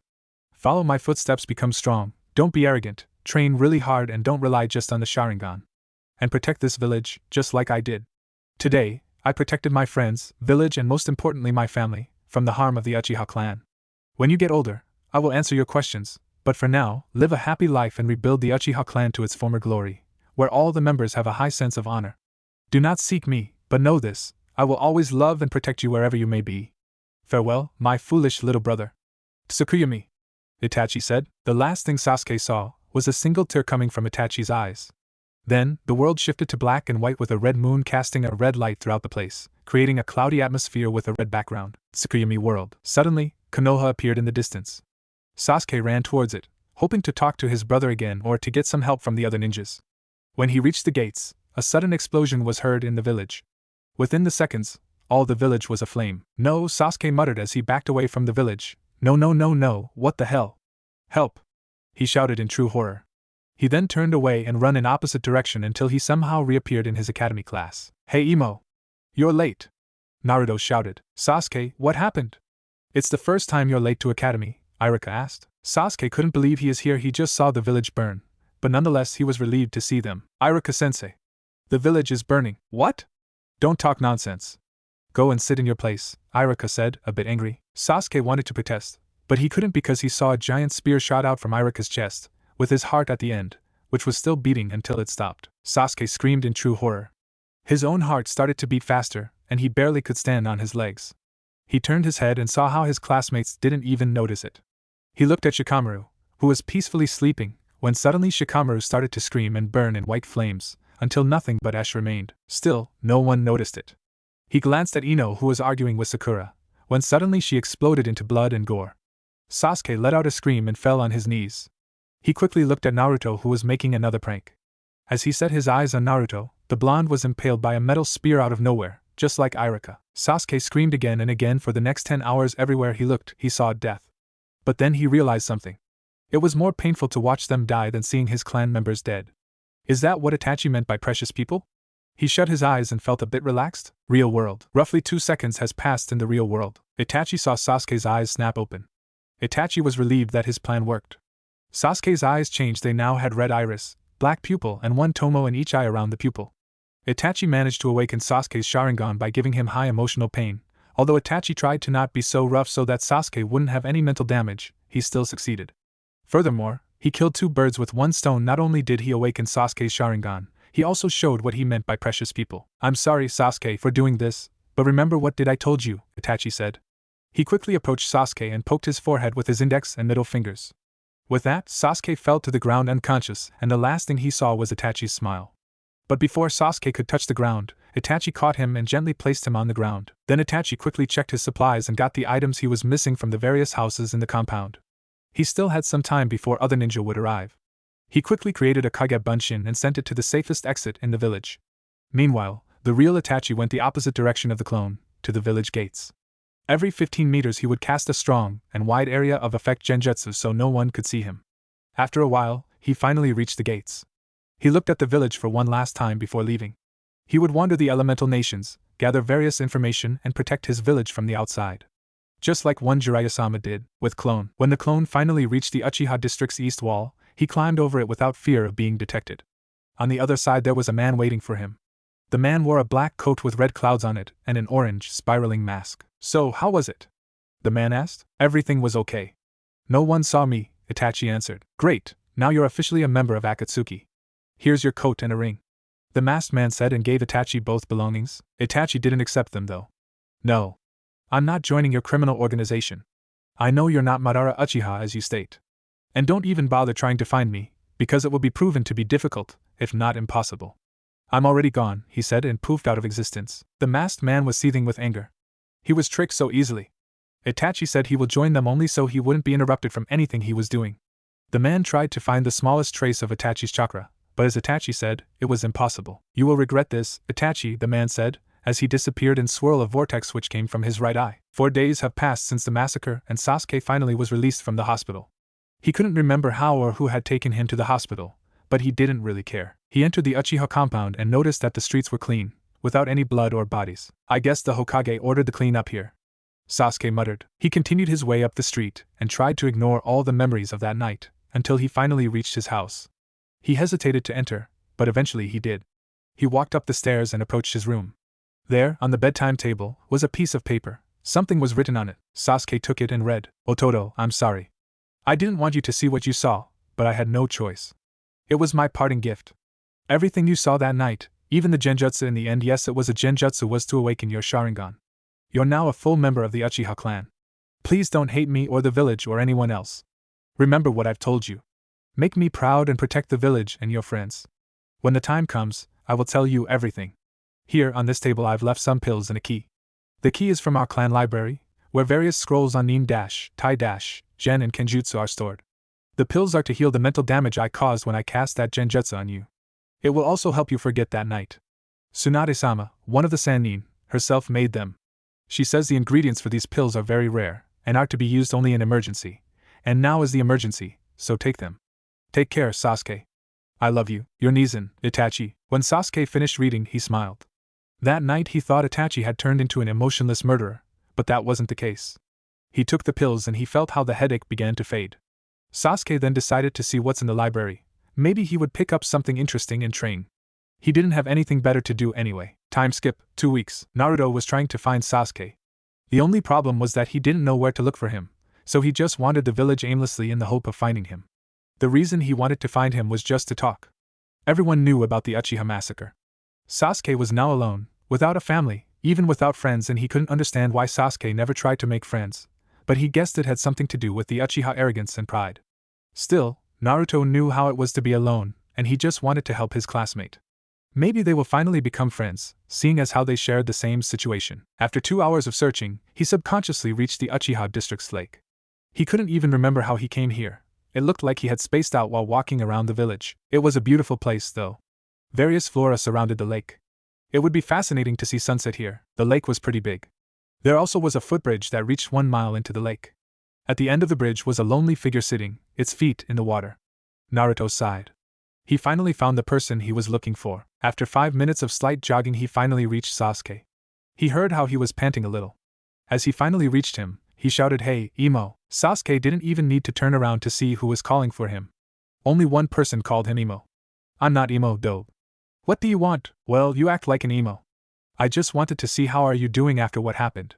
"You seem more distant than before," Naruto said. He always cared for his classmates, especially after the incident with Mizuki. Even for an emo like Sasuke, "I'm fine." "Now leave me alone," Sasuke shot back. It was still painful for him to talk about that night. He felt better about it after he took the pills, but it was still sore subject for him. "Geez, Sasuke. If you continue to act that way, you will feel worse than now," Naruto said seriously. He didn't want anyone to feel what he felt, total loneliness. "What would you know? You don't know how it is to lose your family. Yours is still L." He then stopped. He remembered that Naruto didn't have parents at all. Naruto even didn't know who they were or how they looked like. No one knew, but Sasuke didn't like to make people feel bad if they didn't have family. "Sorry. I forgot." "It's okay, Sasuke. I've already accepted that fact." He paused for a second, thinking of his next words. "Sasuke, you're right." Sasuke turned around and looked at him curiously. Naruto almost never acknowledged him. Naruto continued, "I don't know how it is to lose family. But I do know how it is to be alone. I know how it is to be without loved ones, friends or family. I know how it is to go home, knowing that no one is waiting for you. I know the loneliness, Sasuke. You can't imagine how it is to live like that for 9 years. But unlike you, Sasuke, I was also hated and despised. I don't even want to remember my past, because there was a period when I wanted to hurt everyone who hurt me. I even wanted to die or run away from the village, but then I entered the academy. But even there I couldn't make friends, because parents told their children to stay away from one Naruto Uzumaki. Then I started to do pranks just to be noticed. Until the trip. There, I finally befriended Shikamaru and Choji. And I even got to know you a little, although you still seemed distant. I guess it was Uchiha pride and arrogance. There, when Mizuki betrayed us, I was afraid for everyone. I didn't want them to be hurt. My wish was to protect them, to protect my precious people. Irika-sensei, who is like an older brother to me, and my new friends. I then awakened my power. It was me who saved everyone that day. Sasuke, if you continue to ignore everyone and stay alone, you will go mad. One day, you will just turn your back on the village and do something wrong. I don't really think it's something you would like to do, or any of your family would like you to do." With his speech finished, he put his hands behind his head in a relaxed manner, turned around and slowly started to walk away. He really hoped his words would reach Sasuke. Sasuke was shocked by Naruto's speech. Naruto was supposed to be an idiot, and here he was hearing such words from him. He was shocked to hear how Naruto felt in the past, although he partly knew his past. And again, he was shocked because Itachi had told him very similar words. Get stronger by protecting your precious people, make friends, loneliness. And what was that power Naruto told him about? He thought maybe Itachi was right. He would give it a shot. He will try to make friends. Maybe it will help him to forget that night. Maybe what Naruto said about hurting someone out of loneliness was true. Maybe he will get stronger by making bonds. Too many maybes. He decided to try. And he will start today, with Naruto. After all, Naruto was the only one he had talked to the most. And who knew loneliness? "Naruto, wait," Sasuke called out. Naruto stopped and turned his head, curious about what the emo wanted now. He didn't believe his words reached him that fast. "Yes? I was afraid to make friends," Sasuke muttered. Naruto barely heard him. "Huh? Afraid? Why?" Naruto asked, now fully turning and facing the still sitting Sasuke. "I wanted to make friends, but I was afraid of my father. My clan was not how it used to be. In the past, the Uchiha clan was noble, powerful, and had a sense of honor. But now, they wanted more power, wealth, and whatsoever. The Uchiha were now so arrogant. I wanted to make friends, wanted to be like everyone else, but my father told me not to make contact with low-class people. He said that other than the Hyuga, no one was worth our time, and interacting with low-class people in a friendly manner was beneath us. He said it was a disgrace to our clan. I really didn't believe him, but my brother, Itachi, he said not to fear my father and to make friends, but I was afraid. My father was a powerful man, and he had a short temper. And I didn't want to bring shame to my clan," Sasuke explained. This was the first time he had ever told anyone about that. It felt somehow relieving, so that's why Sasuke was so cold to everyone. Now he finally understood. Well, that's just plain stupid. Look at what happened to them, they died of their own arrogance. For some reason I've never liked the Uchiha anyway. Seeing the sad look on Sasuke's face, he thought he said something wrong. Sorry. No, it's okay. I agree with you. I didn't like the clan either. Actually, I'm kind of happy they are dead. Seeing Naruto's surprised look, he elaborated as he stood up. Now I'm finally free. I can do what I want. As if a cage has been opened. And I don't have to be afraid anymore. You know, my brother was the one who killed the entire clan. He did that to make me free. Itachi did it for me. He said almost the same words you said to me. But that wasn't enough for me. Thanks, Naruto. Hearing about your past made me realize Itachi told the truth. That's why I will try to be more friendly. Naruto was quite surprised that the Uchiha's prodigy would do something like that. He had heard about Itachi, but seeing how he did it for his little brother, he smiled sadly, knowing that no one would do something like that for him. Naruto then saw Sasuke stretch out his hand. Hey Dobe. What do you say about us being friends? I figured we could be friends, because you're the one I've talked to the most. I hope that's a good reason, Sasuke said, worried a bit. He hoped he had made a good reason. Also, he had seen how people shake hands when they meet. Naruto looked at Sasuke with a deadpan expression, but he still took Sasuke's hand and shook it. He said, Sasuke, of course I'll be your friend. But you don't need any reasons to be friends with someone. You just need to be friendly, talk with people, and they will eventually become your friends. You won't even notice it. Well, I'm not a professional, but I learned that much during my time with Shikamaru and Chuji. Sasuke blushed a bit. He couldn't believe he did something like that. At least it wasn't in public, and Naruto wasn't laughing about Sasuke's inexperience with interacting with people his age. Anyway, what were you up to? When I came here, I heard you panting, Naruto asked as he let go of Sasuke's hand. He was happy that he made yet another friend. Sasuke couldn't decide whether to tell him or not. He decided to tell him, because he heard how friendship relied on trusting each other. Also, he had heard in the classroom how others talked about small things like this: what did you do yesterday? What are your plans for tomorrow? Etc. Well, I was practicing my new jutsu here. Usually the Uchiha practice their fire jutsu here. Sasuke answered. Wow. You two train outside of the academy? Oh, I guess everyone from a clan does so. Can you show it to me, please? Naruto pleaded. Sasuke thought about it a little. He felt a bit exhausted, but he had regained some chakra while talking to Naruto. Well, he could try the last time for today. Sure. Sasuke turned his back to Naruto, facing the lake. He did some hand seals, stopping on the tiger seal. He inhaled a large amount of air and exhaled while shouting Katan. Gokaku no Jutsu. A medium-sized ball of fire shot out from Sasuke's mouth and flew forward. After half a mile, the fireball dispersed. Sasuke was holding his knees, bent forward and panted heavily. It was the last chakra he could use for today without fainting from chakra exhaustion. After the entire day he couldn't improve, every time one and the same result. And there was no one who could tell what his problem was. Not bad, Sasuke, Naruto said. Sasuke turned around. He wanted to ask Naruto to elaborate what did he meant by not bad. Surely, Naruto couldn't do better. But what he saw made his jaw drop. And Naruto, why your eyes? Sasuke muttered between the panting. Sasuke was staring into Naruto's Rinnegan. Huh? Oh. You remember when I told you about the power I awakened on the trip? After receiving short nod from Sasuke, he continued, well, I awakened the Rinnegan. Our Rinnegan? But it's just a myth. Well, it was. I won't bother to tell you everything about it now, maybe later. Anyway, I activated my dojutsu to see how much chakra you used for your jutsu.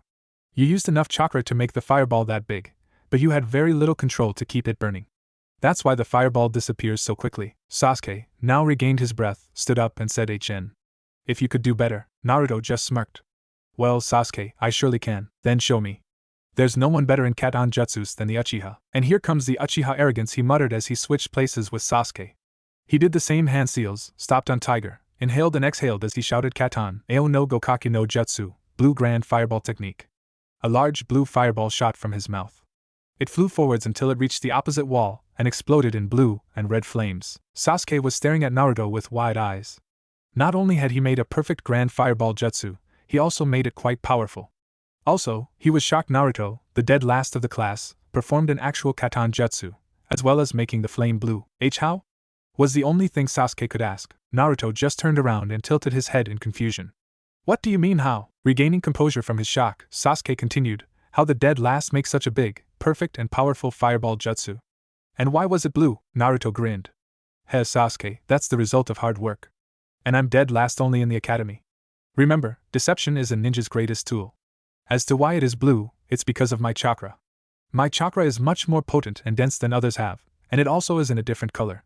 You see, everyone has blue chakra, while mine is silver with blue tint. Basically, it's a simple Gokakyu, but because mine is blue I renamed it to the blue Gokakyu. It kind of made sense. But why is your chakra different? Long story short, my dojutsu and some other conditions. And that's one of the few jutsu I've mastered, Naruto said, without revealing too much. Anyway, if you want I can help you with your jutsu. Sasuke didn't want to accept his help because his pride wouldn't allow him to, he was an Uchiha. But then he remembered how some people in academy helped each other out. Was this what friends did, help each other out?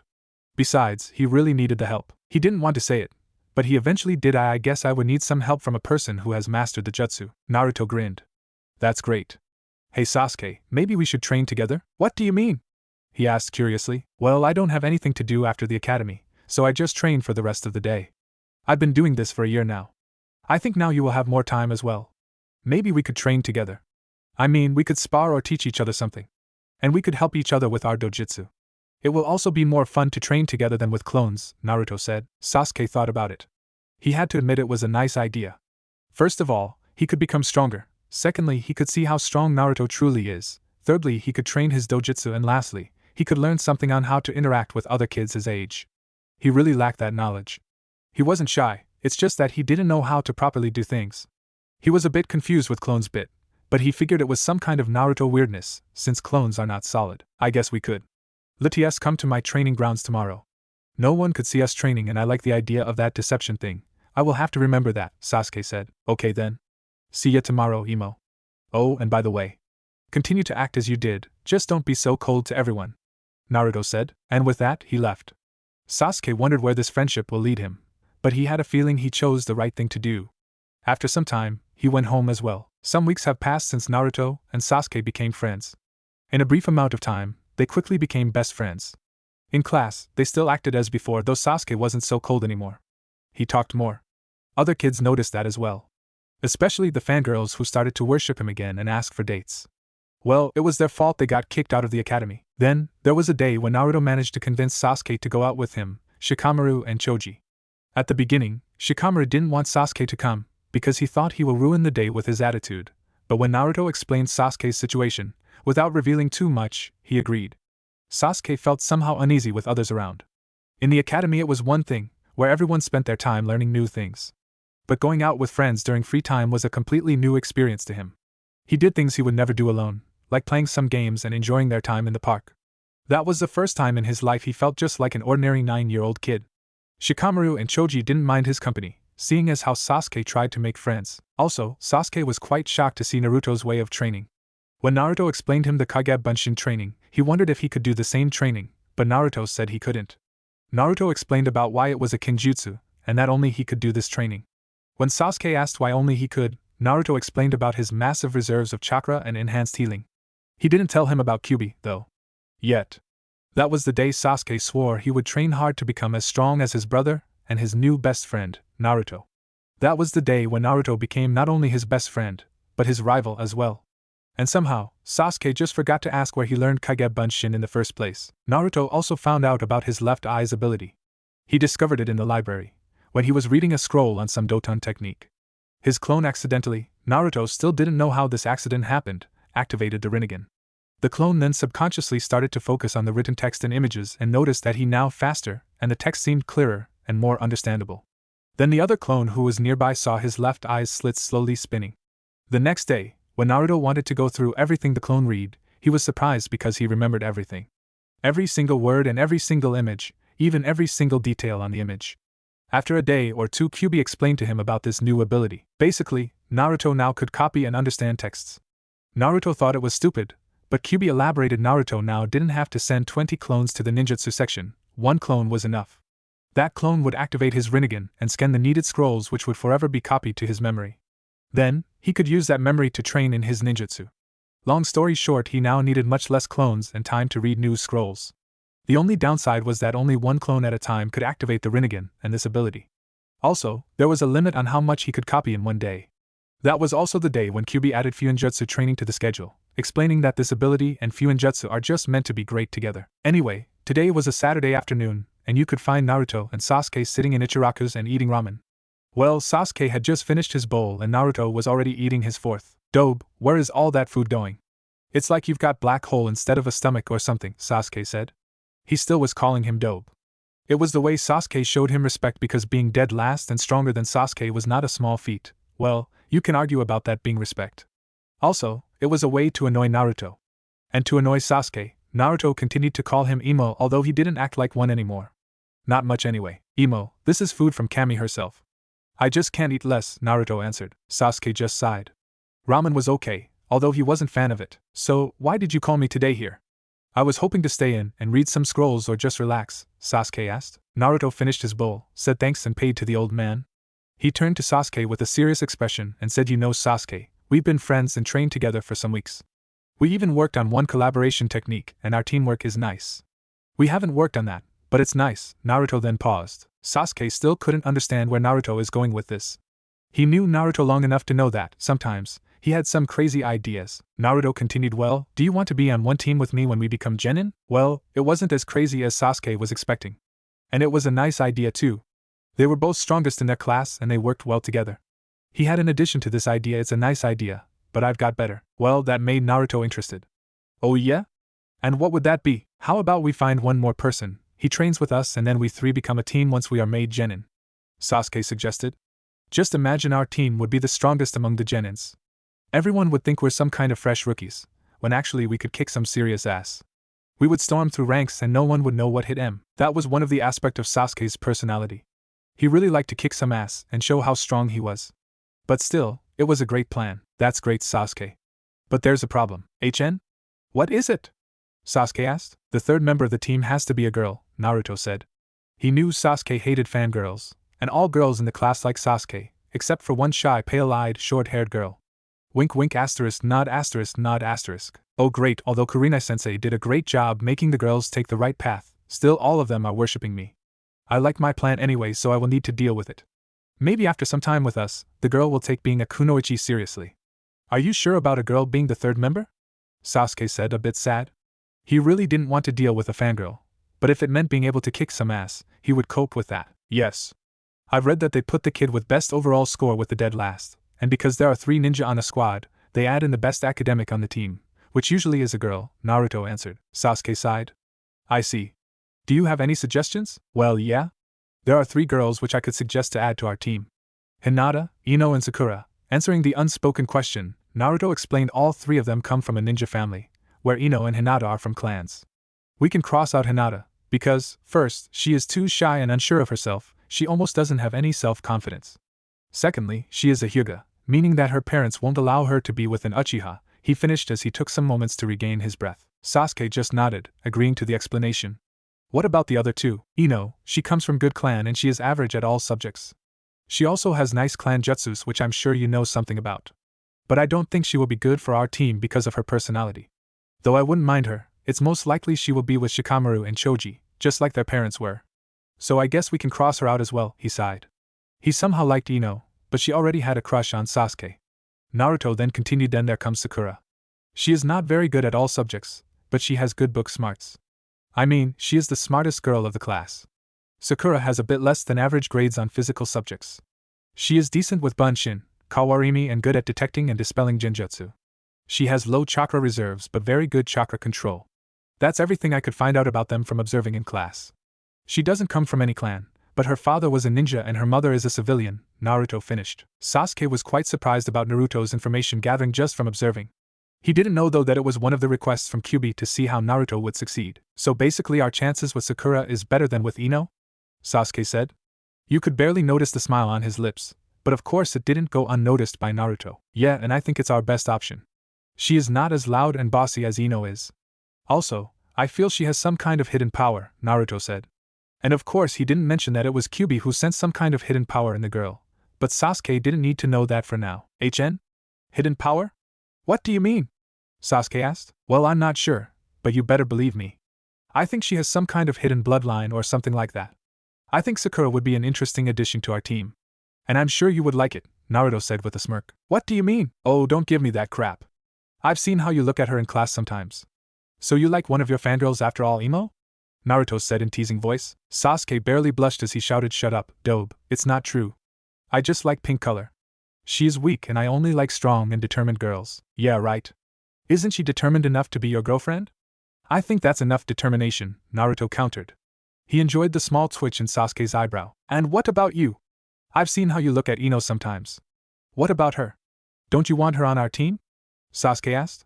He thought it was a good counter for Naruto, but that wasn't the case. Naruto shrugged. Well, at least I'm not shy to admit I somehow like her. And yes, I would like her on our team, but it won't work. First, because she is way too bossy, and her fangirlism will be harder to cure, Sasuke sighed. Naruto was almost always calm and it was hard to get under his skin, almost just like Itachi. But he had a point about Ino. Sakura was their only choice. Plus, he was intrigued by this hidden power Naruto spoke of. Although he didn't like fangirls, he would give Sakura a chance. And that's only because she had a pink hair fine then. Shall we approach her on Monday? Yes. The sooner, the better, Naruto said. Okay then, see you on Monday, dope. See ya, Imo. And with that, they left to their separate homes.